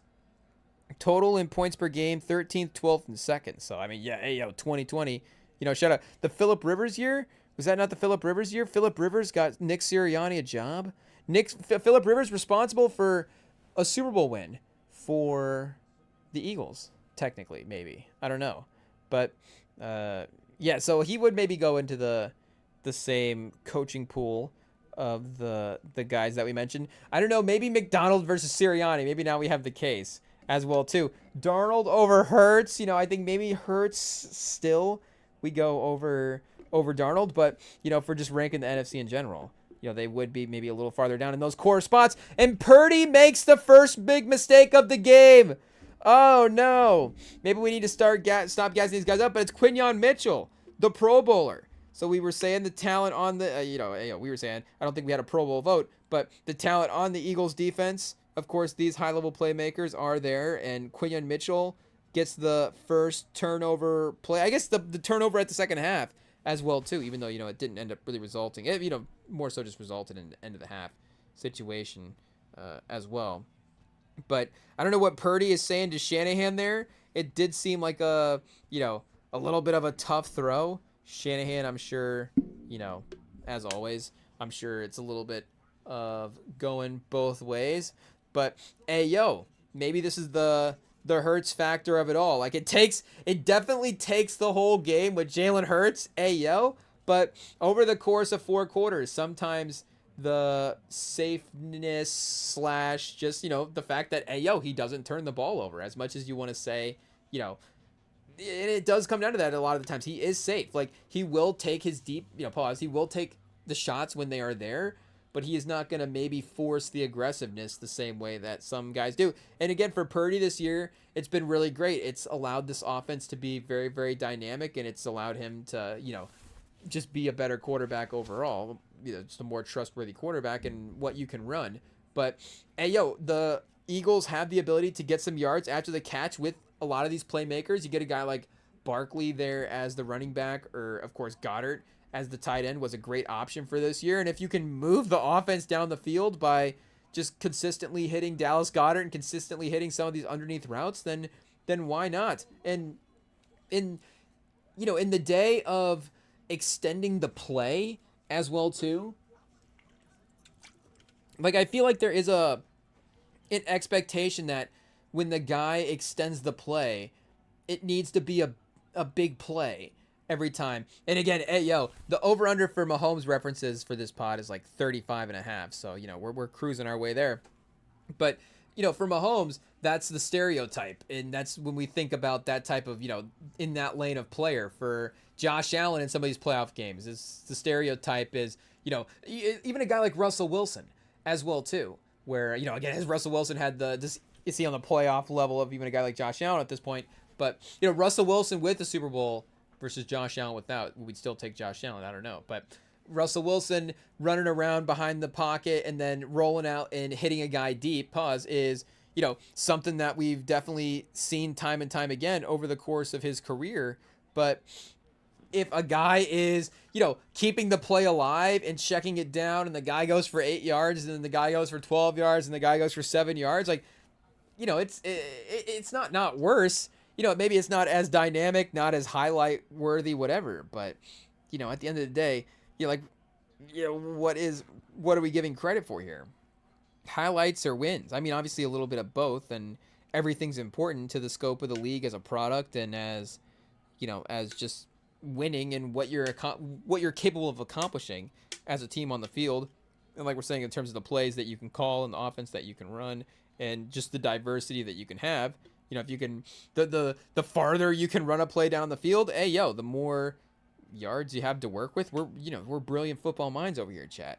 It is what it is. Really explaining really breaking it down and spoon feeding it to fans. Really, just easy knowledge here on the REMINGTOM pod.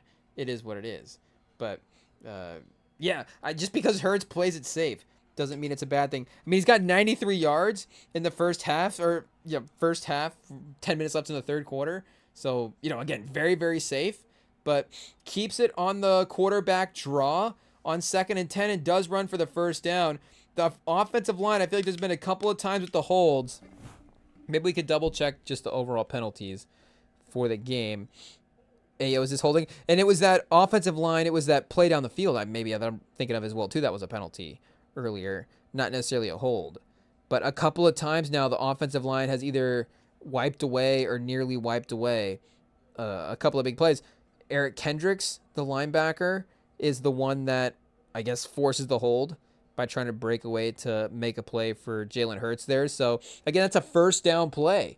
And now all of a sudden it's 2nd and 20. You were at 2nd and 10 there. So even spot foul is going to push you back. Yeah, 2nd and 18. Almost doubles the yardage that you have to get. But Hurts, hey, yo.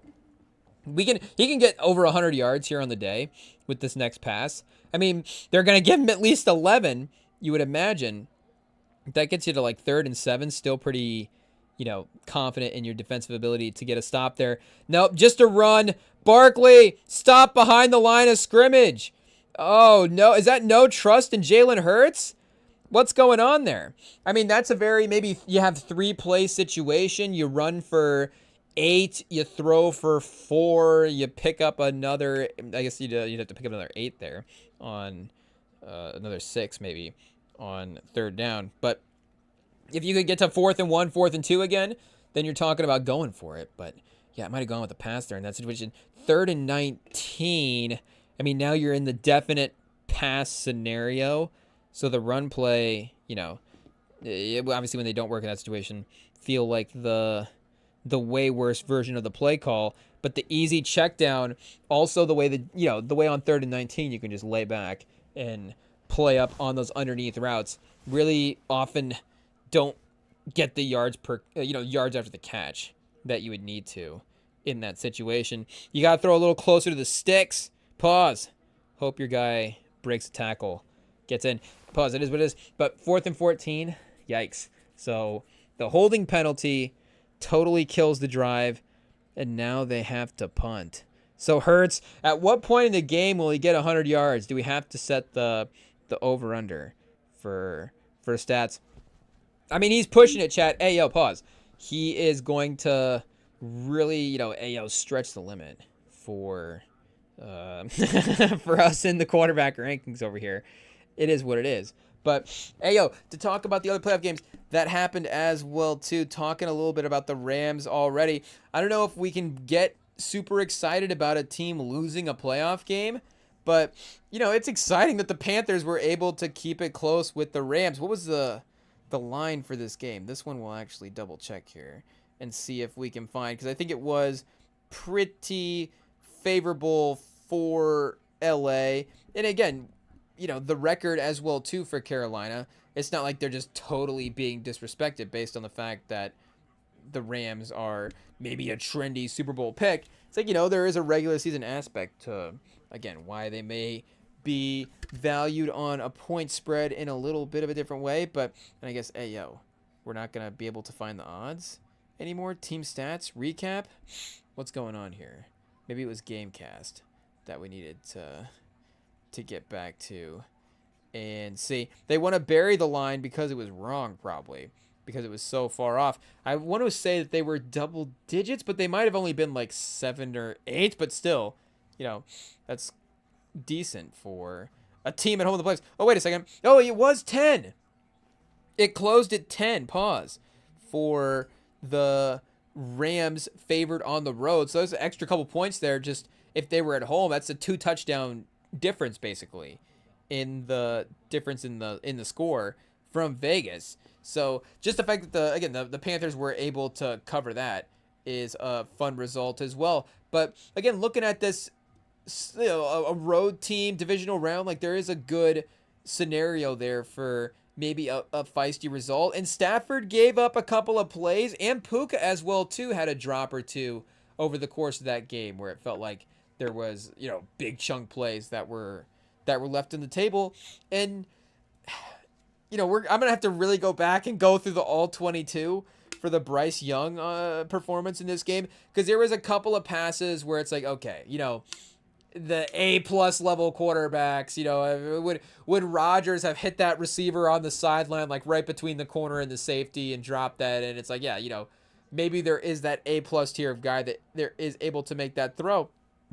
But for the most part, again, I think, obviously outside of an interception today, Brock Purdy is trying to play his way up into that next level. I think Hurts with his playoff stuff has played his way up to the next level. But again, Bryce Young is just not in contention with these playoff guys. And maybe that is something about these playoffs as well too, is everybody kind of has a quarterback in a way, where we don't have those, those teams that, again, are just kind of the all-round teams, or even the good regular season teams that have, looking at Houston versus Pittsburgh, no disrespect to a guy like Matt Schaub. I know we were looking up his stats a couple live streams ago. Hey, if you want to tune into a live stream that'll just kind of randomly wander over and look up Matt Schaub, a guy like Matt Schaub, his stats every now and then, David Garrard, just random AFC South quarterbacks from back in the day, we'll go through and look up those stats every now and then. It is what it is. But, as good as Matt Schaub would be in a season, there would be maybe a little bit of okay,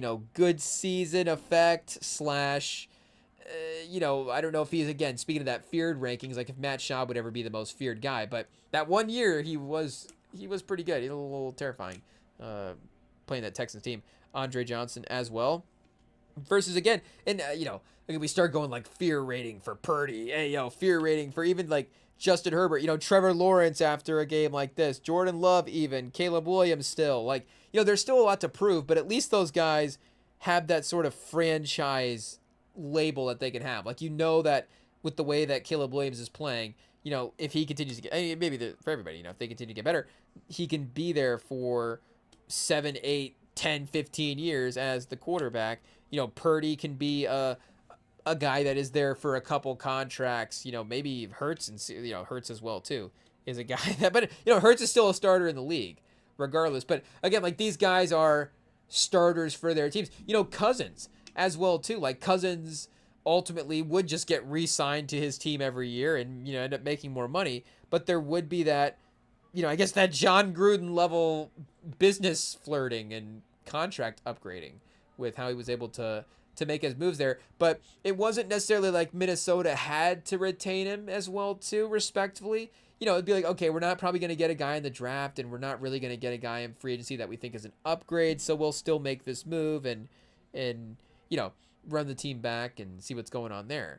But again, all of these guys are basically kind of made franchise guys. Rodgers would be the only other one that would be that. And, maybe speaking of Darnold, maybe Darnold would be the one as well too. So again, not to look ahead to round 2 too much, but if we were going through and looking at the list of guys, it's who would be making major quarterback changes after a year like this. Going into the season, we could have said Trevor Lawrence. Now, even after this playoff game, you're probably still being yeah, let's give Trevor Lawrence another year. Liam Cohen, we really maybe have a thing that we can build around now in this team and form consistency as a playoff contender. So I think you want to at least see what. Whoa, we're losing the phone. Wait, there it is. Okay. At least you want to see what this team can be over the next couple of years. And again, May, Herbert, Williams, Love. Obviously, again, we don't have to really name off all the list. And maybe the Bo Nix one would be interesting as well too. But again, under the rookie contract, you'd still probably want to you want to benefit from that type of flexibility, I would assume. But the point being, Bryce Young also would have been right on the top of the list, where it's at some point, do the Panthers feel like they have to, there'll be a re-signing decision as well too that will have to be made. But do they feel like if there's an opportunity to upgrade, could this be that roster that, is a quarterback away type roster? If, Trevor Lawrence would have been on the market, or if Daniel Jones becomes available, like we were saying, and now all of a sudden you're hey, is Daniel Jones a guy that could get us to the NFC Championship game if he's on this team? Cousins at this point, probably a I don't know what his NFC Championship game window would have been, but probably not necessarily seeking him out as a starter in the same way would be my guess. I don't know if you run it, you go Rodgers in Carolina next year, but maybe Jalen Hurts would be a name. We're like, okay, if we could get Jalen Hurts, what is the move a team's going to do there? Or Burrow. If Burrow is unhappy, I don't know if Carolina is the franchise in the city he would necessarily put on the first part of the list. Or, if a trade was available as well, too. I don't know, Jackson Dart. You get Jackson Dart in a trade. Again, I don't know what the possibilities are, I guess. But they could have been like maybe they go for their options. And again, I'm not saying Bryce Young is... I'm obviously more optimistic on Bryce Young. I'm just excited that he only lost a playoff game by 3 points and he was able to put up 30+ as well, too. And again, the Rams definitely helped him out with some turnovers from time to time. But again, for the most part, he was stepping up and making real-time playoff throws, real above starter level throws, and having to deal with the fact that the Rams pressure front line is really, really good, and you're going to be moving around and relocating and having to extend plays a lot facing that group.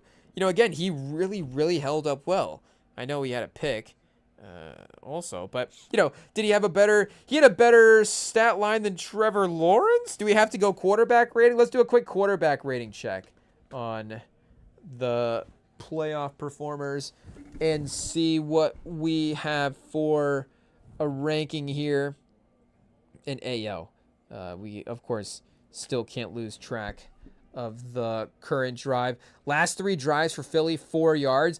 It is that classic stalling in the middle of the game. The inability for them to have, complete games is why it does make it difficult for them to be picked as a Super Bowl type team. Again, the roster is definitely there, the top end talent of what they can achieve. But it's the other reason to why the Patriots are difficult to pick against this year. And maybe, again, giving credit to Vrabel and what that team is able to accomplish. The reason that they're a little bit of a, I feel like I want to find a different term than some of the terms that could be used. But the reason that they're a bit of a variable team in the AFC this year is because we've seen them really play their best football quite a few times. In Philly, again, it's been the other way. We've rarely seen them play their best football. And the 49ers, a little bit as well as their defense, at times overperformed a little bit, maybe.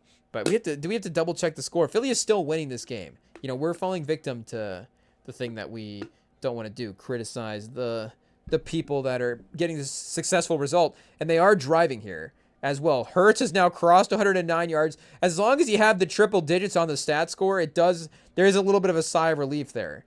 109 versus 209 versus 300. Again, we could be at 250-yard difference in terms of what the actual number is. But 97 versus 109 is the biggest difference. Because it's like, oh, finally, our quarterback. This is a real passing stats here. Triple digits. 100+ yards. The running back getting his mouth guard pulled off his face mask. The 49ers defense swarmed. Whoa, double face masks. I don't know if that is a face mask if you grab the mouth guard. Maybe it should be. But then another defender flew in over the top and grabbed the face mask as well. So definitely getting away with penalties there for the 49ers. Shout out Josh Allen with a 108 quarterback rating today. Trevor Lawrence with an 86. So we'll see here. What was Bryce Young higher or lower than 86? I'm going to say he was at like maybe a 91. I'm going to say he's at an 88. An 88 quarterback rating. Just better than Trevor Lawrence. Matt Stafford at a 93. 24-42, 304. 3 touchdowns, 1 interception. And that got him at 93. Maybe 98's a little rich. I don't know. Bryce Young, 71. Oh, no. 21 for 40, 264, a touchdown and interception. Okay. Still going to be arranged a certain way in the order. I guess we still got a couple games to level that out. What's Hurts at right now? Hurts is definitely over at a 71. His completion percentage is still at 2/3 at this point. Yeah, he's at 90.6, and he doesn't have a pick as well, too. And no sacks on the day. So, not going backwards there and giving up yardage. 20 attempts for Barkley. Maybe seems a little underrated at this point, just the workload that he has had in the third quarter. as well too. Is Barkley going to get 30 attempts in this game? Only 4 yards a carry. So again, just overall not the same level of explosiveness from the Philly team as last year. Let's look at Barkley specifically.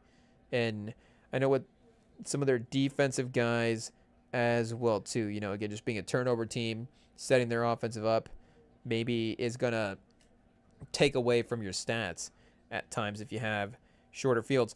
Barkley playing better as of late, 200 yards or 100 yards in 2 of the last 4 games, 150 against the Giants. His one good game this year before December was against the Giants. So maybe, again, just needing him a little bit of a more, just a little bit more of a step performance over the last couple of games, I'm sure is going to elevate the team. But for the playoffs last year, I guess in total, 5 touchdowns, almost 500 yards in 4 games. So rushing, he was 124 yards a game and 5.5 yards a carry as well, too. So again, the offensive line was definitely making a way for him. But 91 carries as well. So wait, let's see here then across the games. How did that go? And maybe his Super Bowl was his Super Bowl was a little bit lower. So if it had actually been like a crazy game on top of that, like a Super Bowl MVP, we would have been looking at one of the all-time great running back playoff runs. 119 and 0 touchdowns versus Green Bay, but 205 and 2 versus LA, and three touchdowns, 118 yards on 15 carries versus Washington as well too. And yeah, 28, 55, 40 points, 22. That just general explosiveness, setting up the play action, is really going to create a whole different dynamic. So even with the amount of attempts, again, the run game effectiveness is just not the same, and there is not that same ability to now bring in the alternate stuff and open up the passing lanes in the same type of way. If you're building your offense, again, kind of basically around some of this stuff as well too. Not the same creativity in the way that the plays are sequenced, maybe than, the way like Shanahan is setting some stuff up and then using motion to bring guys, create mismatches, and then even just the route trees and all that stuff themselves. Obviously, it seems like Philly can be a little bit, a little bit Madden-ish at times, in that they might honestly get their playbook from Madden at some point. But yeah, Barkley being that, historic stats producer as well too is going to cap what this offense could be. But at least he's still getting the A+ usage as well. But yeah, shout out. And, again, with in the Panthers thing as well too, we're enough removed from this Caleb Williams trade. And again, I guess they're not totally, a disaster, whatever, that gets brought up too much at this point, which is a credit. But that is still something to think about, where you've got Caleb Williams and the Bears. And yes, they could still, I guess, on the backs of this trade, be a very, very successful team. And like we're saying, is there some scenario where it's like the Panthers have built this roster in spite of? But, like I'm saying, I'm going to have to go back and really dig through the all 22 and see if there is a scenario where this team could even take a level up with Bryce Young. But you're at 31-34 against a team that we all think can, like, we think the Rams can win the Super Bowl. Again, will they? Obviously, who knows? But that is a team that, looking at the landscape, we think can go in there and win the big game. And the Panthers almost got a playoff upset against them, again, on their own home court. But that is, the thing you have to defend. And they were almost able to take care of that there. And we were talking about, in that playoff redraft scenario that we were doing, because we were redrafting the players blank slate to the teams based on the record, the Panthers did have the number 1 pick. So when we drafted Josh Allen, we weren't necessarily, in our scenario, drafting him onto the Panthers roster, but we were commenting on that during that time and watching that game as well too. I don't know if it would be wrong. Again, you could debate the path in the NFC versus the path in the AFC. But the Panthers roster, obviously any roster with Josh Allen would be crazy. We see the Bills roster right now. But the Panthers roster with Josh Allen, like, I guess just in terms of a non-QB roster, where would we rank that? We might have to sit down and at the end of the season and figure that out. We're invested in this Carolina team, chat. Hey, yo. The The turnaround is possible. Are they like Washington, the improbable turnaround team? Like, nobody thought with Bryce Young you could build a good team. It's like, hey, Bryce Young in college is one of the more special college players that he's like Doug Flutie, chat. Hey, yo. Again, we tread lightly. I never actually thought, I don't think we were necessarily original with that comparison. But Doug Flutie was playing in some playoff games. I don't know, ultimately what the end of the day stats were like. Is that the comparison? Do you want to trade Caleb Williams for Doug Flutie? One Pro Bowl, so it's possible. It's possible. The talent is there. A large part of his prime spent in Canadian football as well, too. So really some potential what-ifs in terms of his NFL career. I don't know if the 90s landscape is more or less favorable to him as a quarterback. And especially in the modern day with some of the new rules, maybe Doug Flutie now would actually be pretty crazy. But he was in 13 games, 2,700 yards, 20 touchdowns, 11 interceptions in 1998. Made the Pro Bowl. In 2001, only 5-11, but 3,700 yards, 15 touchdowns, 18 interceptions. Not great there in terms of touchdown interceptions, but hey, 3,600 yards is pretty fun on 521 passes. And then 3,700 yards, 19 touchdowns, 16 interceptions in 1909. So if he can be a more turnover-free Doug Flutie, is that a guy that can get you to a conference championship game? They made a Super Bowl with Jake Delhomme. So I don't think Bryce Young is going to be Cam Newton if we're going for Carolina great quarterbacks. Who are the best quarterbacks in the history of Carolina? It might honestly be Bryce Young might be third now at this point. Again, the Panthers have only been around since the 90s, but they haven't really had that much, and Delhomme was there for a little bit. Cam Newton was there for 8+ years, so, he was able to lock down a lot of, the short franchise history at this point. But Bryce Young might honestly be a top 5 Panthers quarterback just for being in a playoff game. Delhomme was there for 7 seasons, 19,000 yards as a Panthers quarterback, 20,000 yards overall for his career, 120 touchdowns, 90 interceptions. Hey, yo, 3.3 interception percentage. He's not even every year. I mean, he did throw a lot of touchdowns in 2004, 29, but 15 picks, 24 and 16. You see it start getting closer a little bit. That's not good. 17 and 11. Hey, yo. 15 and 12. 8 and 18 in 2019. Oh, no. Kind of balancing it out the wrong way there. But, yeah, obviously Cam Newton is number 1. And then it is probably, again, Delhomme probably number 2. It is what it is. And then Jimmy Clausen number 3 after Bryce Young. Bryce Young's the only other quarterback to start for multiple seasons besides Cam Newton and Jake Delhomme. I mean, yes, okay, we got some Mayfield, we got Sam Darnold, we got Teddy Bridgewater, but I'm struggling to remember who else has even played quarterback for Carolina in a major way as well, too. Kerry Collins, 21 games. I mean, they've had 3 guys throw for 10,000 yards for the franchise. Kerry Collins is at 8. So Bryce Young is a top 5 passer in terms of yards already for Carolina. In terms of touchdowns, 49. He's number 4. He has more touchdowns than Kerry Collins. His completion percentage, is he the highest completion percentage in the history of the Panthers? Oh, Kyle Allen's thrown 520 passes. But yeah, I guess 1,000 passes or more thrown. He is the number 1 completion percentage at 61%. Bryce Young's the most accurate passer in the history of the Panthers. Oh, man. And touchdown-wise, he's creeping up there as well, too. I guess, obviously, Cam, at the peak of his powers, maybe a couple seasons there, bringing down the passer percentage number. And then, a whole other set of touchdowns and yards not even be included. Just looking at the passing stats, yardage-wise, way ahead of any of these guys. But Bryce Young a little bit higher or lower interception percentage as well, too, a little higher for Cam Newton. So maybe Bryce Young, how many more playoff games does he need to win before he gets to Cam Newton's level? Quite a few, because Cam Newton is a legend. It is what it is. But Purdy now hits McCaffrey in the end zone for a touchdown, but this time it's a penalty on the Niners. So it's just kind of offensive penalties in general over the course of this game. I guess we'll see if it goes offense. It looks like the Niners are reacting like it will. McCaffrey wide open.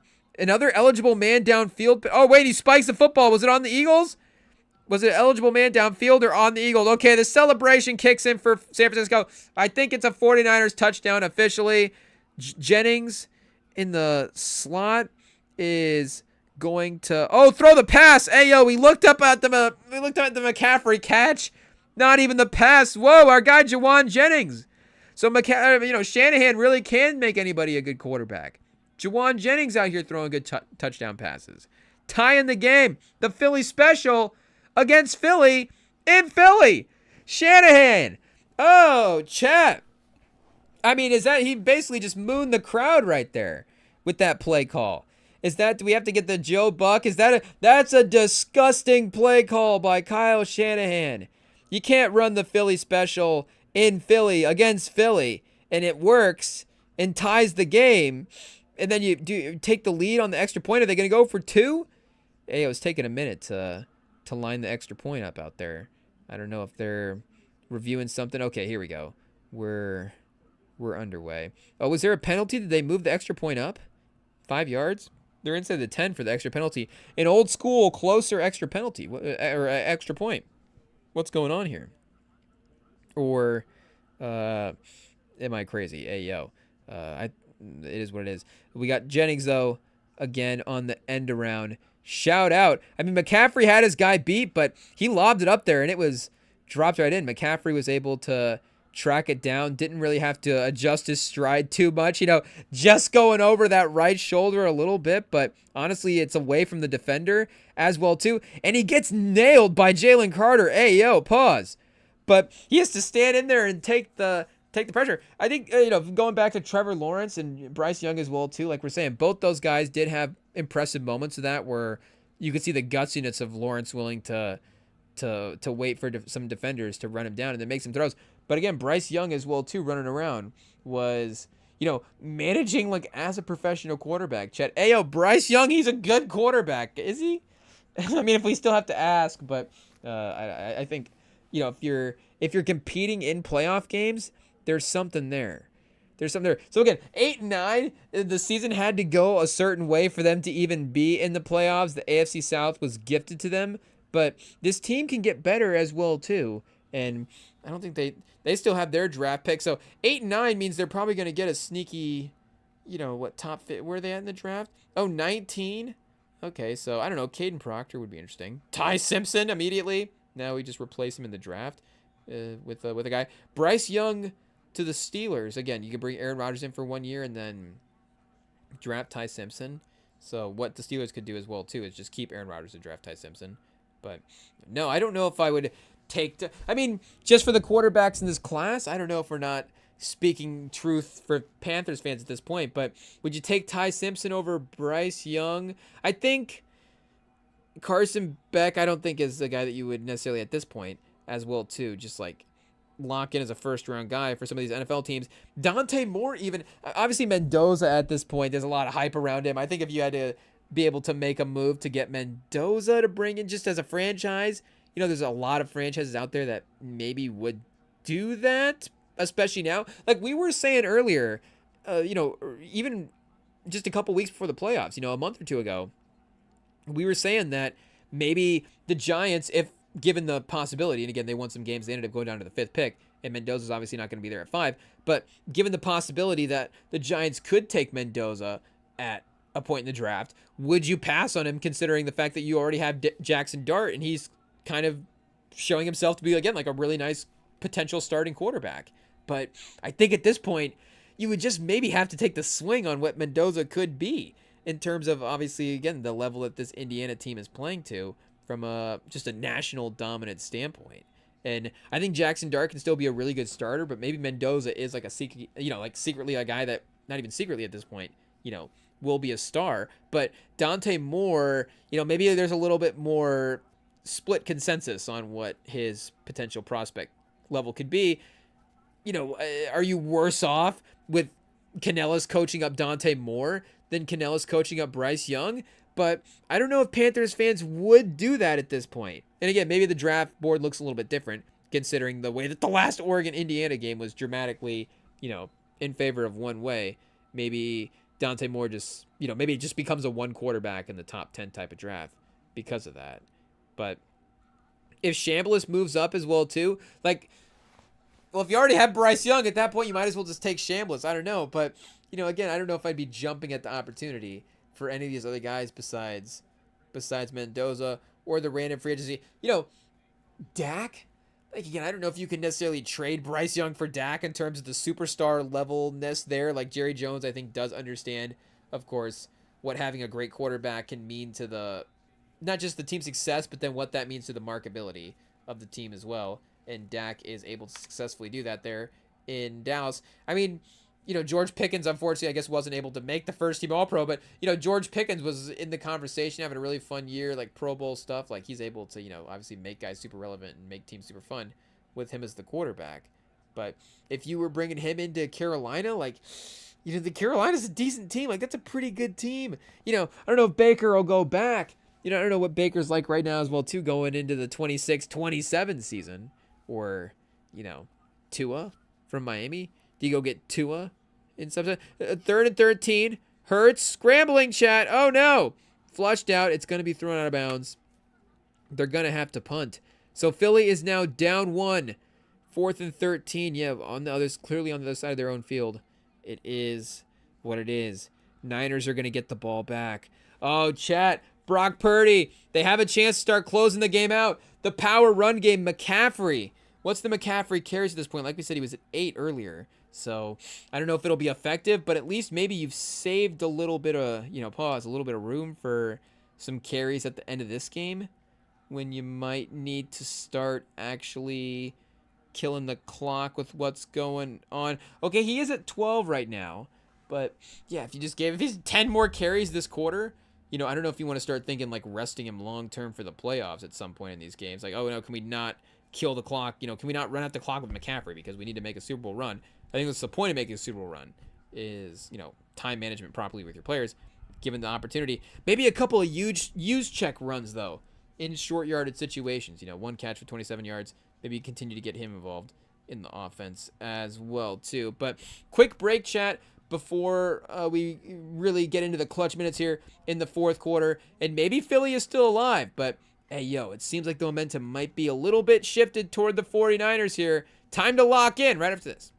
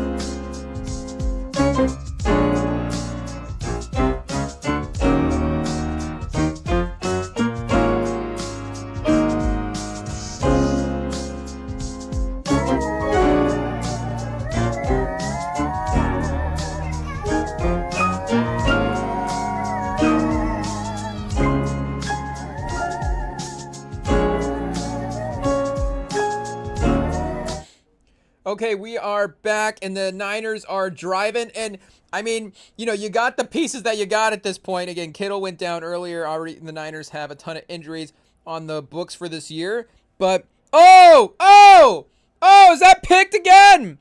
Oh, Chat Quinion Mitchell. Oh, a star-making performance for a defensive back. Did he drop it? There's a flag.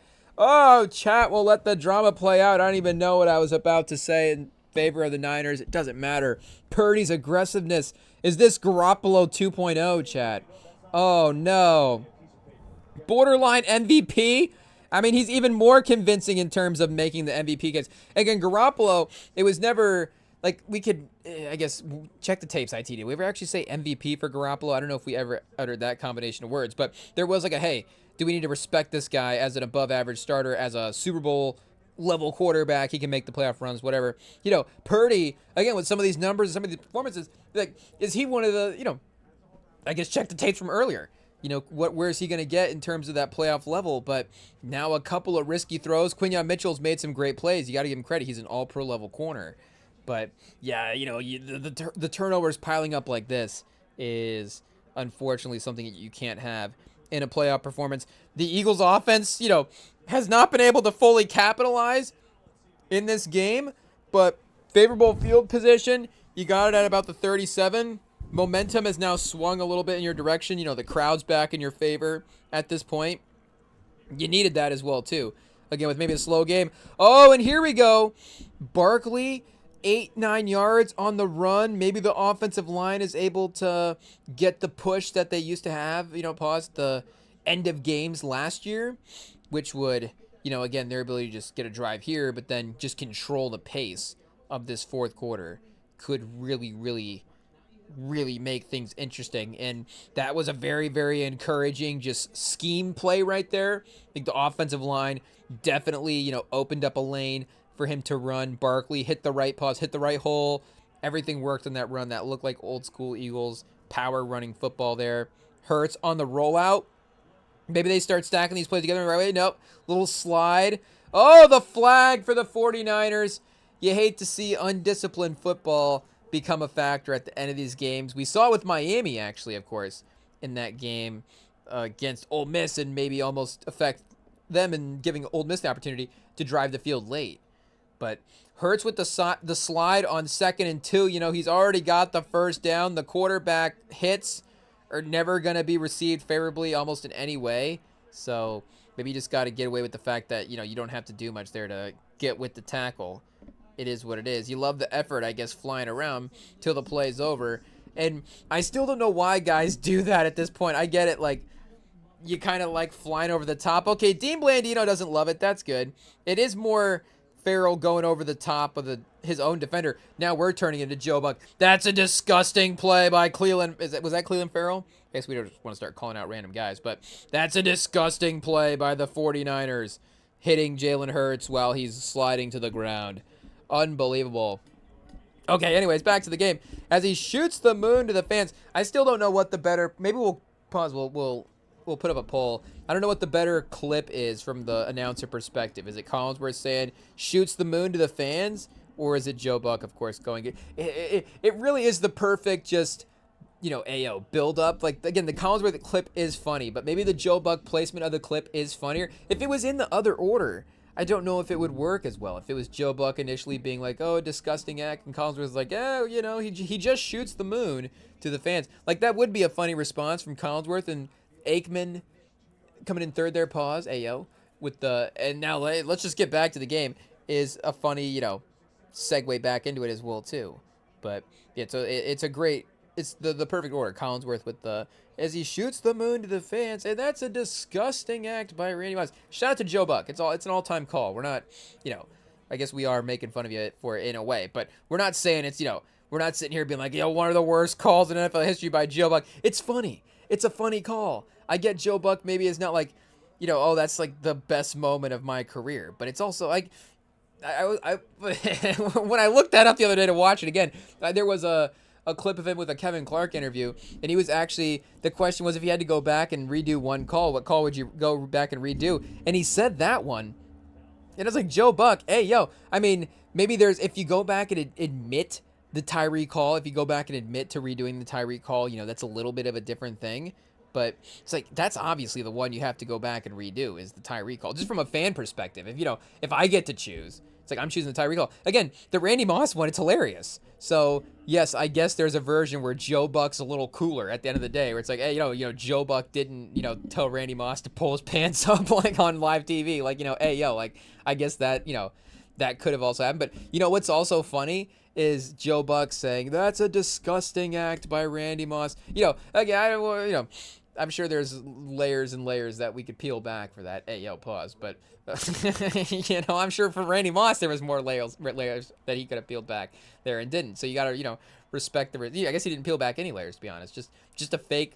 And I guess that's the funny part of it as well too. There is a scenario where, you've got like, maybe, I guess you don't even have, you could just literally just shoot the moon to the fans and pay the fine. I guess that could be funny as well too. I guess, there's kids in the stand, but you'll get a moment in like a Kung Fu Panda where there's like, maybe, is there like a butt crack in Kung Fu Panda maybe? Like,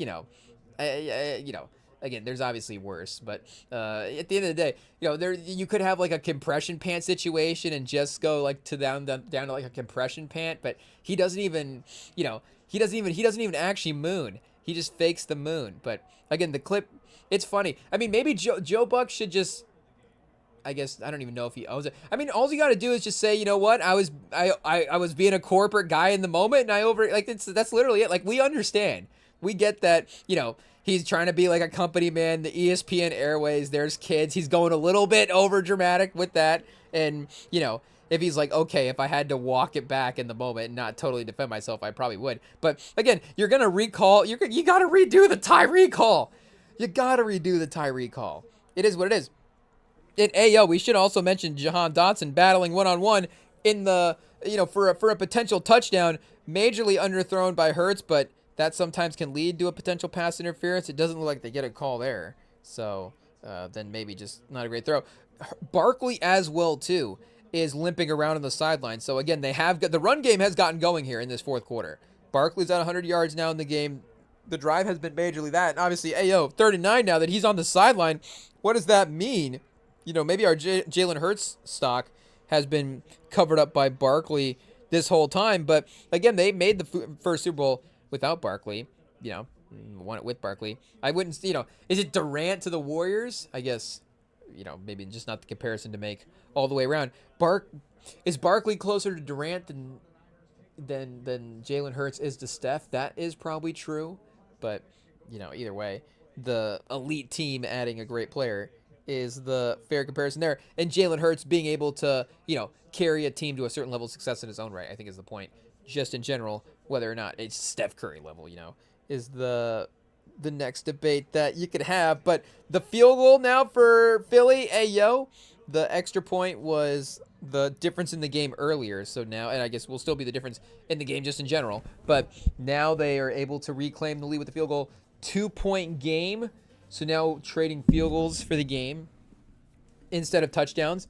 And Buffalo, San Francisco only needing a field goal now as well. But is there other playoff game stuff that we needed to mention as well? I guess we did have the 3 games so far that we went through. And, maybe speaking of quarterback greatness for the franchise, Caleb Williams as well too. Maybe even more realistically, moving up Bears franchise history rankings, because now he owns the single season franchise record and the playoff comeback record.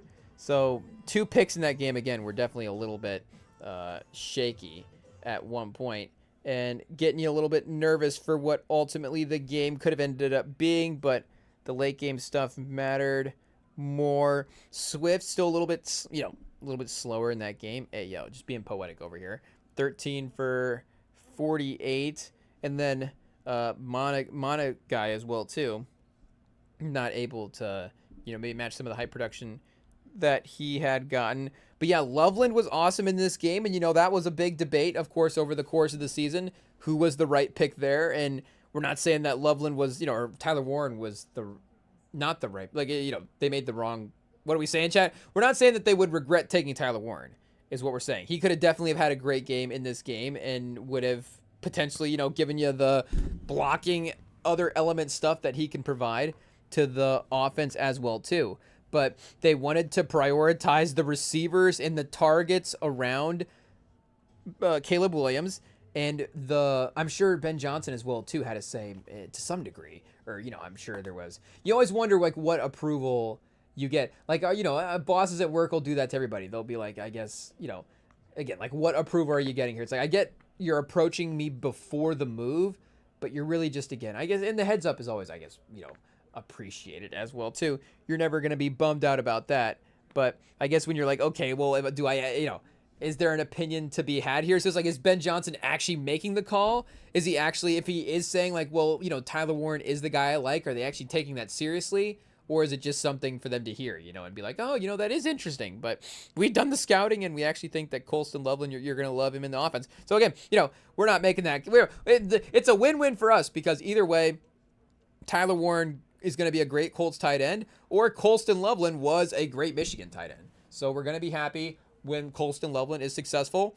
And for now, we're going to be happy when Tyler Warren is successful, because that means the Colts, or, the Colts offense anyways, is going to be successful. But in terms of a guy being big in the playoffs, and I don't know if they were modeling, a little, I don't want to say a little too much after Kelsey, because, again, like, you model after the great teams and the great playmakers. That's what you do. And I think I've probably made cases in the past. We've talked about how Chris Jones has he flipped my mindset of would you rather have the interior guy versus the edge rusher? But, Kelsey has made me debate, and Gronkowski as well, too. Some of these pairings that made me debate, would you rather have the quote-unquote tight end than the receiver? At the end of the day, it's just you have to have, like, a weapon that you can throw to. Somebody that can get open, whether or not it's, Jerry Rice or Rob Gronkowski. It can be a great guy either way. But, and speaking of earlier, when I said you have to work with the weapons that you have, and then Purdy threw a pick and got me distracted, but now that they're back on offense and, recalling these plays, with no Kittle, the utilization of use check. Oh no, I don't even know what that means anymore. But the way that they are utilizing use check in this offense has definitely, again, they have only so many options left at this point. But you can tell that Shanahan is now just like, screw it, I'm in my bag. I'm calling plays for the fullback. But they've got him out there running routes. They were swinging him around on some blocks as well, too, on some runs. I mean, as they probably would be doing anyways. But, now you just have to have him out on the field because of the fact that you're just going to need your best guys out there in the fourth quarter. But this even goes to what we were saying about just the crazy depth that the 49ers have on this team. Because even with Kittle out, you still expect, with Shanahan as well, too, to some degree, you still expect them to be able to get a certain level of production from Juszczyk. Like, Juszczyk could, I trust Juszczyk to go out there and run some routes. Again, is it going to be 100% what Kittle gives you on a team? Obviously not. But is it going to be still productive and hopefully able to move the offense around? Yes, it can still absolutely work if your offensive mind is able to get these guys in the right areas on the field. And obviously Shanahan is totally possible of doing that. So as long as Purdy is able to play turnover-free football here at the end of the game is what's going to matter. Because he's 2 interceptions, 1 touchdown. You hate to see the opposite way there for the touchdown to interception ratio. I guess, you don't want to see 2-1 as well. You don't want to see any picks, obviously. But, it becomes a little bit more understandable when you're out matching it the other way to see Purdy, to look at it and go, okay, the completion percentage could be a little bit lower, touchdown interception ratio. The numbers could not maybe match, again, what the eye test of this game could have been with some of the throws that he's making. And Kittle, just to remind us and bum us out again, the broadcast of what happened there. I don't know if it's because some of the other injuries, like we can't replay every injury 100 times, so the ones that we can replay, we'll just cut back to it in the game. Is there just like a quota for injury replays on a broadcast? Because I think just mentioning it is good enough. Again, it's not like respectfully, I guess fortunately, unfortunately, it's not like a visual trauma, just to watch the injury, if that makes sense, if we could respectfully say that. for it to take place. But either way, you just don't want to see a guy just keep getting. How many times can you watch a guy tear his ACL? It's just, hey, it's a bummer. Like, what are we doing here? Like, let's just keep watching highlights. So, let's just keep watching the game. McCaffrey juking guys out. Hey, yo, now every time a 49ers guy goes and, like, jukes and cuts and plants, I'm like, hopefully nothing happens. They're not even playing. Is this a sketchy field? What's going on in Philly? Is this Philly field supposed to be, like, a good field? I don't know. Do we have to do, like, a turf, grass, NFL field check? Hey, yo, what's going on here? Does Philly have grass? Is essentially the question. Not Philadelphia. We know that the city has got, there's got to be some grass in there somewhere. Hey, yo, what do we mean? Quintuple entendre? Hey, yo, okay, list of NFL stadiums. Current NFL stadiums? That would probably help. List of current starting quarterbacks. Who makes the page is interesting. I mean, some of the teams obviously obvious. Let's see here. We need the Eagles Stadium. Lincoln Field, open air, Grassmaster, a hybrid grass sports playing field surface composed of natural grass combined with artificial fibers. So did Kittle step on some artificial fibers on the sideline? Oh no. The method was developed and patented by Deso Sports from the Netherlands in '93. This hybrid grass is now marketed further and developed by Target Sports. Okay, so they're the only ones with a Grassmaster field. Hey, yo. I think there's a Grassmaster at our gym, honestly. But let's see. Yeah, I think they're the only one. Bermuda grass. The Raiders with Bermuda grass. Commonly known as Bermuda grass. Hey, yo. From Australia. I don't know if that's what we would have assumed it would have been from. I don't know if you can get grass out of the... Is it from the bottom of the ocean in the Bermuda Triangle? Mark Davis. I don't know how he was able to afford it. Hey, yo, we got him. But, Bermuda grass over in Kansas City as well, too. So the AFC West has Bermuda grass. The Bermuda Triangle is the AFC West? I don't know if we're cooking something up there or not. McCaffrey up the middle. Oh, first down on 1st and 10. Inside the 10. So, again, Philly does have a 2-point lead here. A touchdown... would give him the lead, but a touchdown would force a touchdown as well, too. And we did see Barkley limping around on the last drive, so we'll see if he's even ready to go as well, too, if Philly were to take the, when they're ready to take the field here next. Seeing what the score would be. Because 4 minutes left, it's going to be a little bit easier for them to run out the clock at this point, even if they do get a stop here for some way, block the field goal or something. But... you're still going to need that run game, of course, to continue to close out the last seconds of the fourth quarter here. And once again, Juszczyk on the left side keeps getting open. They might be uncovering something here. I guess they're going to have to, if they win this game, continue to go to that. Because Kittle's going to be out for the playoffs as well, too. Obviously, like the NBA injuries that we saw happen in the playoffs, that's going to have its toll into next season, unfortunately. And you hate to see that. And you hate to see that where Kittle is at in his career as well, too. At this point, Hall of Fame tight end, no doubt one of the greats to play this position. But, you just hope that career is able to go on the timeline that he wants to go as well. But Purdy, 2nd and goal here. Inside the 5 now. Oh, they play action. Should you pass on the goal line? In the playoffs, should you be throwing over the middle? I don't know, but... Purdy does it anyways. Jennings in the back of the end zone. DeJean on the defense gets the breakup 3rd and goal. I think you just got to go 3 runs there because now 3rd and goal puts you in. You only need the field goal as well, too. But you are a little bit out, not crazy outside of 4 yards against not a 1 yard type of run. You can get that in one play. But if you had a couple of shots at that with McCaffrey to just behind Trent Williams, behind the offensive line, pick that up, that might work. But they're going from the gun again. Born in motion out to the left. And it's going to be another pass. Shanahan, 2 passes. Purdy. Oh! Purdy finally gets it to go, Chad. It's McCaffrey. So either way, it had to be McCaffrey. I don't know, is there like a Paul Revere joke to be made? Through the ground, through the air. If we were a little bit more history buff, we probably could have made that through a little bit cleaner. Hey, yo, it is what it is. But either way, McCaffrey with the passing touchdown. Purdy keeping the play alive as well, too. Shout out. Stepping up in the pocket there a little bit. Hey, yo. Who was number 3? Is that Phillips? Or is that... who's the other Georgia runner? Nolan Smith? Is that Nolan Smith? We might have to check the game here and see what we've got going for Philly. But he beat Trent Williams pretty good off of the pass rush there and forced Purdy to step up. And then he even had other pressure as well, too. But, either way, able to find his guy. I guess I don't know if they have numbers here on the ESPN. We'll go to Philly. We'll just see what number Nolan Smith has at first. If we guess right, then, that's a good guess. First time. It is what it is. Okay, he is number 3, yeah.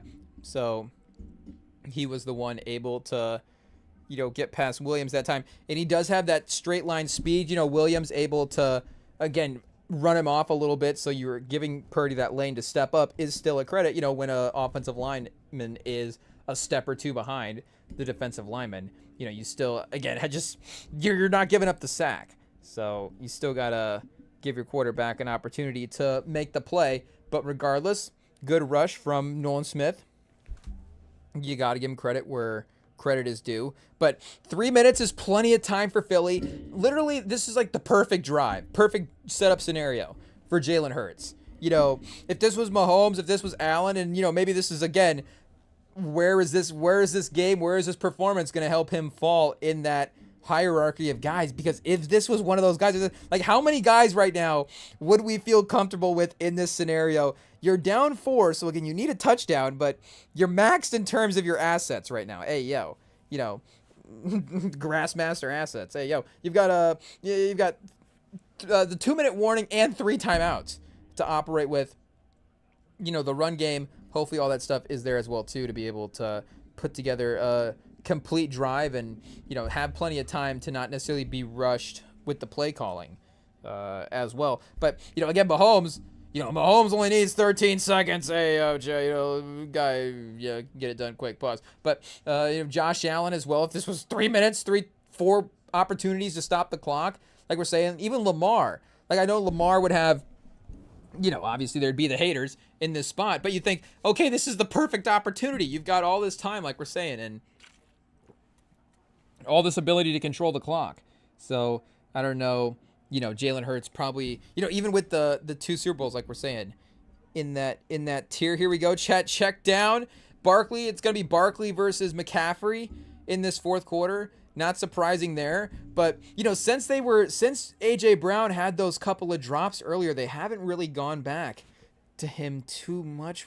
If I'm not mistaken, we'll double check the targets here and see, and maybe just the overall conversions haven't been there as well. We'll see. There's Barkley again out of the backfield. Oh, good trip up by the 49ers linebacker. So there we go. There's again, you can have the stars or you can have the guys that make plays. At the end of the day, a lot of times it is your stars that are making the plays. That goes hand in hand. But able to get the contact there to slow Barkley down, whereas like we were saying in that Bills game, and ultimately they get the win. But you've got the guy miss the tackle, ETN gets in the end zone, they score there.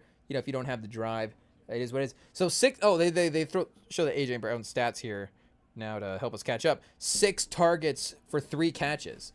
So just, again, in general, a little bit of a lower day. But here in the fourth quarter, not too many looks. Oh, another drop. Another drop for A.J. Brown. Oh, chat. I think, this is getting to the point now where, again, looking at the Hurts performance, not to do 360s on Purdy and Hurts throughout the course of the game. It is what it is. But now the A.J. Brown stuff, that's an obvious drop. So, you're trying to give both guys the benefit of the doubt over the course of the game. Maybe A.J. Brown's got a little bit more higher on the Madden rating. So I don't know if, Ty goes to the lower Madden rate or to the higher Madden rating in a situation where there's a drop or a mishandled pass or just out of reach or something like that. But that time it's kind of clearly on A.J. Brown. It is what it is. 4th and 5, they're going for it from their own 40. Oh, is that Goddard? He gets Goddard. So again, Philly still got weapons that Hurts is comfortable with Goddard, with Smith, with Barkley. They don't need A.J. Brown. Trade him to the Colts. Ooh, chat. A.J. Brown and Daniel Jones in the AFC Championship game next year. Can we bet it now? 2-minute warning. Philly still has all 3 of their timeouts, and they're at midfield first down. Again, this is literally the perfect. So we're saying perfect drive, perfect scenario. Hurts has hit his passes. He can't help the fact that, A.J. Brown got another drop there. That's 3 drops. If he's got 4 incompletions going to A.J. Brown, and, now A.J. Brown gets drops on all 3 of those because he dropped that last one. It is what it is, like we're saying. But he's got 3 opportunities there to make big plays down the field. And, again, obviously could Hurts be super aggressive all throughout the course of the game and constantly, I get that, explosive offense. Hey, it's a great thing. But sometimes if you're being selective, you're going to need your receivers to be more efficient in your plays if you're going to have fewer opportunities down the field to get your big plays. And, even A.J. Brown now, if you're at 6 targets, he could be at 6 for 80 and a touchdown or something he'd be having a good game.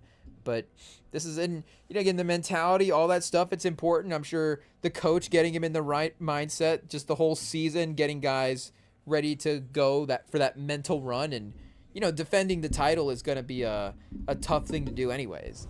But, yeah, you're going to need a guy like him to step up. And, again, Hurts, I feel like, has done that in this moment. And he's going to need his help from his other receivers. But, hey, look at DeMarcus Robinson's numbers. Speaking of guys stepping up, 6 for 111 and a touchdown is crazy. So, again, you got Purdy being a little more willing to air it out down the field. But regardless, Hurts has the opportunity here to make the drive. And I wouldn't necessarily, again, if it was flipped the other way, Purdy, 3 minutes, the timeouts, again, I'd be comfortable in Shanahan and the run game and all that stuff, and I would think they would do it. But I don't think I'm, way more confident in the 49ers than the Eagles in this direct circumstances. Stroud, and, the Texans offense, obviously, again, Stroud's a part of that, has been a little slower this year. If Stroud was on Philly and he had 3 minutes left and 3 timeouts in the 2-minute warning, again, any quarterback, hopefully you're going to feel pretty good about. Drake May, Herbert, all these guys, you're like, this is definitely a drive they can get this done. So, again, Hurts has been to 2 Super Bowls. These kids don't know what's up. Jalen Hurts has the opportunity to continue to extend the legacy in a way that all these guys are just trying to get it, these guys are trying to get it started. Jalen Hurts is out here piling on. We're not out here talking about the legacy potential for Jalen Hurts. It's because we're counting him out.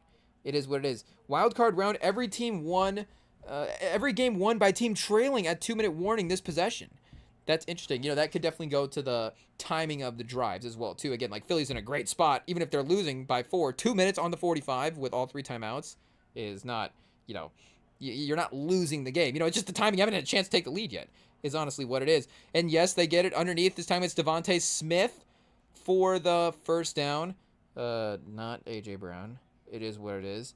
And again, he's our guy as well too. So we're gonna hold him more accountable. Is really what it is. We're just really focused on his performance because we want him to have great games. And if the opportunity is there, we really hope that he is able to capitalize on it. And it has been there. So he can still get the touchdown. He can still make the plays. We're not counting him out. But the calls that you're making, where you're looking to go as well too, is definitely going to be affected by, of course, the stuff that has happened up until this point. But still another first down as they keep the drive moving, and running the play clock down a little bit too is important. Buffalo had that scenario at the end of the game where I don't know if that was not another Sean McDermott coaching moment. I thought that actually going for the score there was the right move. I was thinking about, do you take a knee there or something and try to just knee right back on the line of scrimmage and not lose too many yards, and then just push it in because you would assume that Josh Allen can just push it in from at any point from the 1 yard line. If you have a couple of plays, maybe you get that down to 30 seconds. Again, Lawrence had the turnover on the first play on the next drive and really put everything at ease right after that. Is what it is. But I thought you just have to take the score as the opportunity. If you're a team and you're trying to win a playoff game, get a stop with a minute left. It is what it is. Yes, they need a field goal, and yes, you could have great starting field position now. But you got to if you're going to win the Super Bowl, you got to get a defensive stop. You can get smart. Like I said, good coaching and good time management is definitely important, but I don't think that avoiding a score with less than a minute left would have been necessarily good coaching there. I don't think it would have been, 10 out of 10 worst coaching, but it would have been risky. it would have been risky to not take the score. And Jacksonville as well, too. I think Jacksonville could have been a little bit tougher on defense. Get the ball back with a minute left and try to get the field goal. I get the math of that, but it's different if the game is tied or, if the score's a little bit closer. Again, it's about as close as you can get there, needing the field goal to take it to overtime. But if you're tied up or losing and you can get the ball back, again, if you have the lead in a playoff game, with less than a minute left, I don't know why you would give the lead up. I mean, again, I know why you would do it. But I guess for me personally, I don't know if that's what I would tell my team to do. Regular season, maybe even, I get maybe the strategy of just seeing what could happen there in the execution, just trying to, go through the execution of that type of thing. Oh, and Hurts. Oh, it's a little bit of a risky pass. Maybe he's forcing it to Devontae Smith at this point as well, because that's his guy that he's trusting after the A.J. Brown plays. But Smith was there. Yeah, he breaks off. Oh, it's a little off target. If it was thrown to A.J. Brown, it might have been accurate, but Smith maybe a couple inches shorter. He's got the defender over the middle of the field where he's, again, trying to kind of avoid contact. So, that stuff does matter. Where you're leading your receiver is, of course, going to influence their ability to make the throw. But that's another one that does get the receiver on both of the hands there. But, again, if it's a little closer, he can maybe catch that and then go to the ground and not take the hit as much. Or if he does, it's a penalty or whatever. But, oh, man, either way, that's another 50-50 ball. If Devontae Smith has another obvious drop, then we go back and chalk that one up as a drop. But, yeah, that's like the early A.J. Brown one as well, too. So this time it's 4th and 11 for the defending Super Bowl champions. The team that won the Super Bowl less than 12 months ago. We were right here, witnessing, again, the start of one of the great offensive playoff runs in NFL history, and that team somehow is going to be disbanded. 12 months later, Sirianni's going to go. John Harbaugh is going to be coaching the Eagles in a couple weeks. It is what it is. Imagine John Harbaugh and Joe Burrow in Philly in March is really going to be the start of March Madness. Hey, yo, if the NFL was, the old school NBA, if the NBA was the NBA, then, maybe that's the way it would be. I guess we do have Trae Young to the Wizards, so not everything is hopeless under the second apron. Teams can still acquire superstars these days, but, maybe it will be Hurts and Sirianni. But we know Philly is the franchise as well, too. They will do I don't know if this guy's an upgrade, but we'll do the move anyways. Here we go, 4th and 11. Oh, Hurts. Oh, that hurts. It is what it is. You get 4 or 5 drops from your receiver. Are you afforded a bad pass? Probably not on 4th and 11 when you need a conversion to score a touchdown. That's just a forced throw. It is what it is. Triple coverage, not where you want to go. Just because it's not an interception, obviously, turnover on downs, it does all that different stuff. Solid with the defense. They step up. Get a little on the Philly offense here for, maybe our confidence for them to get to that 25, 30-point range on a consistent basis. But yeah, that's just a tough throw. You've got Kendricks kind of work in the middle there, but even 49 is in decent coverage, and then 6 is dropping down to make a play to even break that up if Goddard is able to actually get his, get his hands on it. So I guess, Niners just go in victory formation.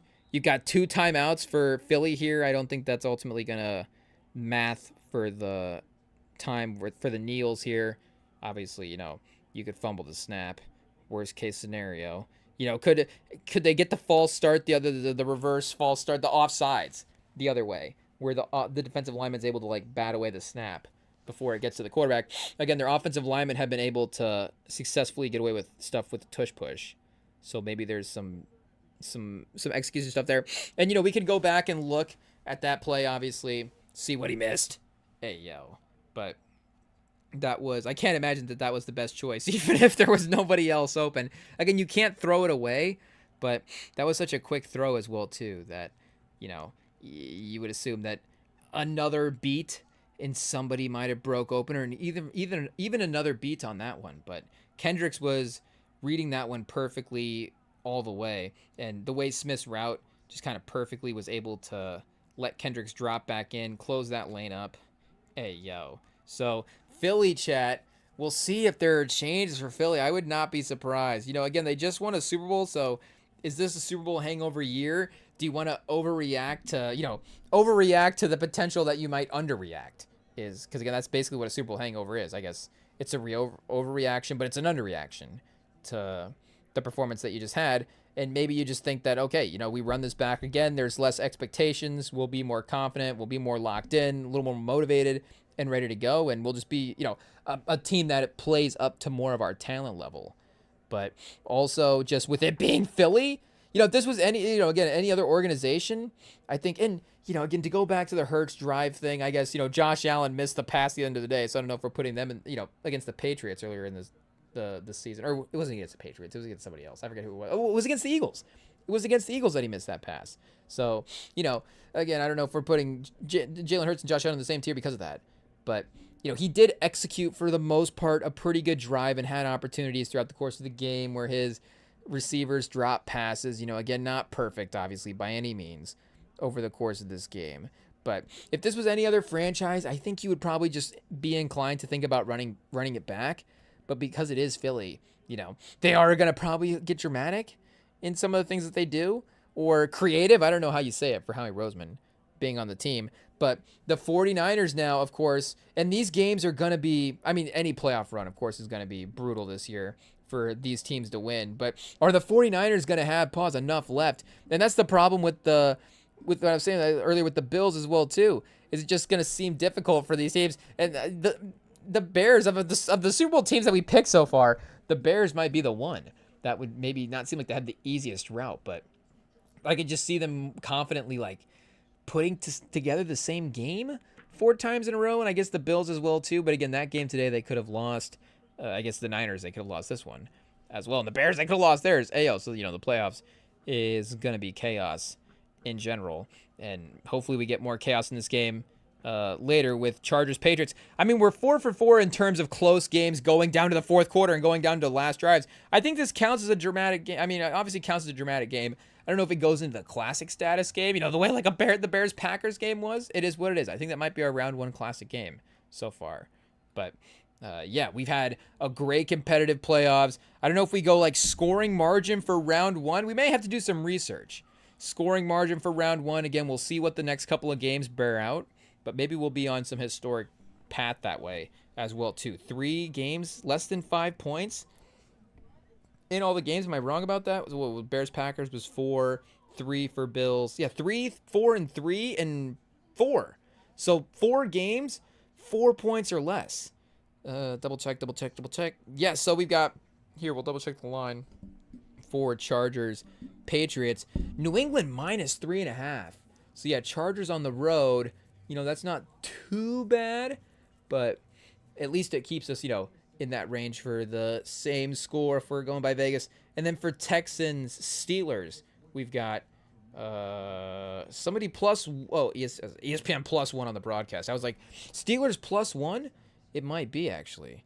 Can we get it to load probably? Steelers +3. Here we go. Houston -3 at home. So yeah, Houston -3. Patriots -3.5. Oh, Houston -3 on the road. Interesting. We could go Steelers +3 at home. Would they lose by 2?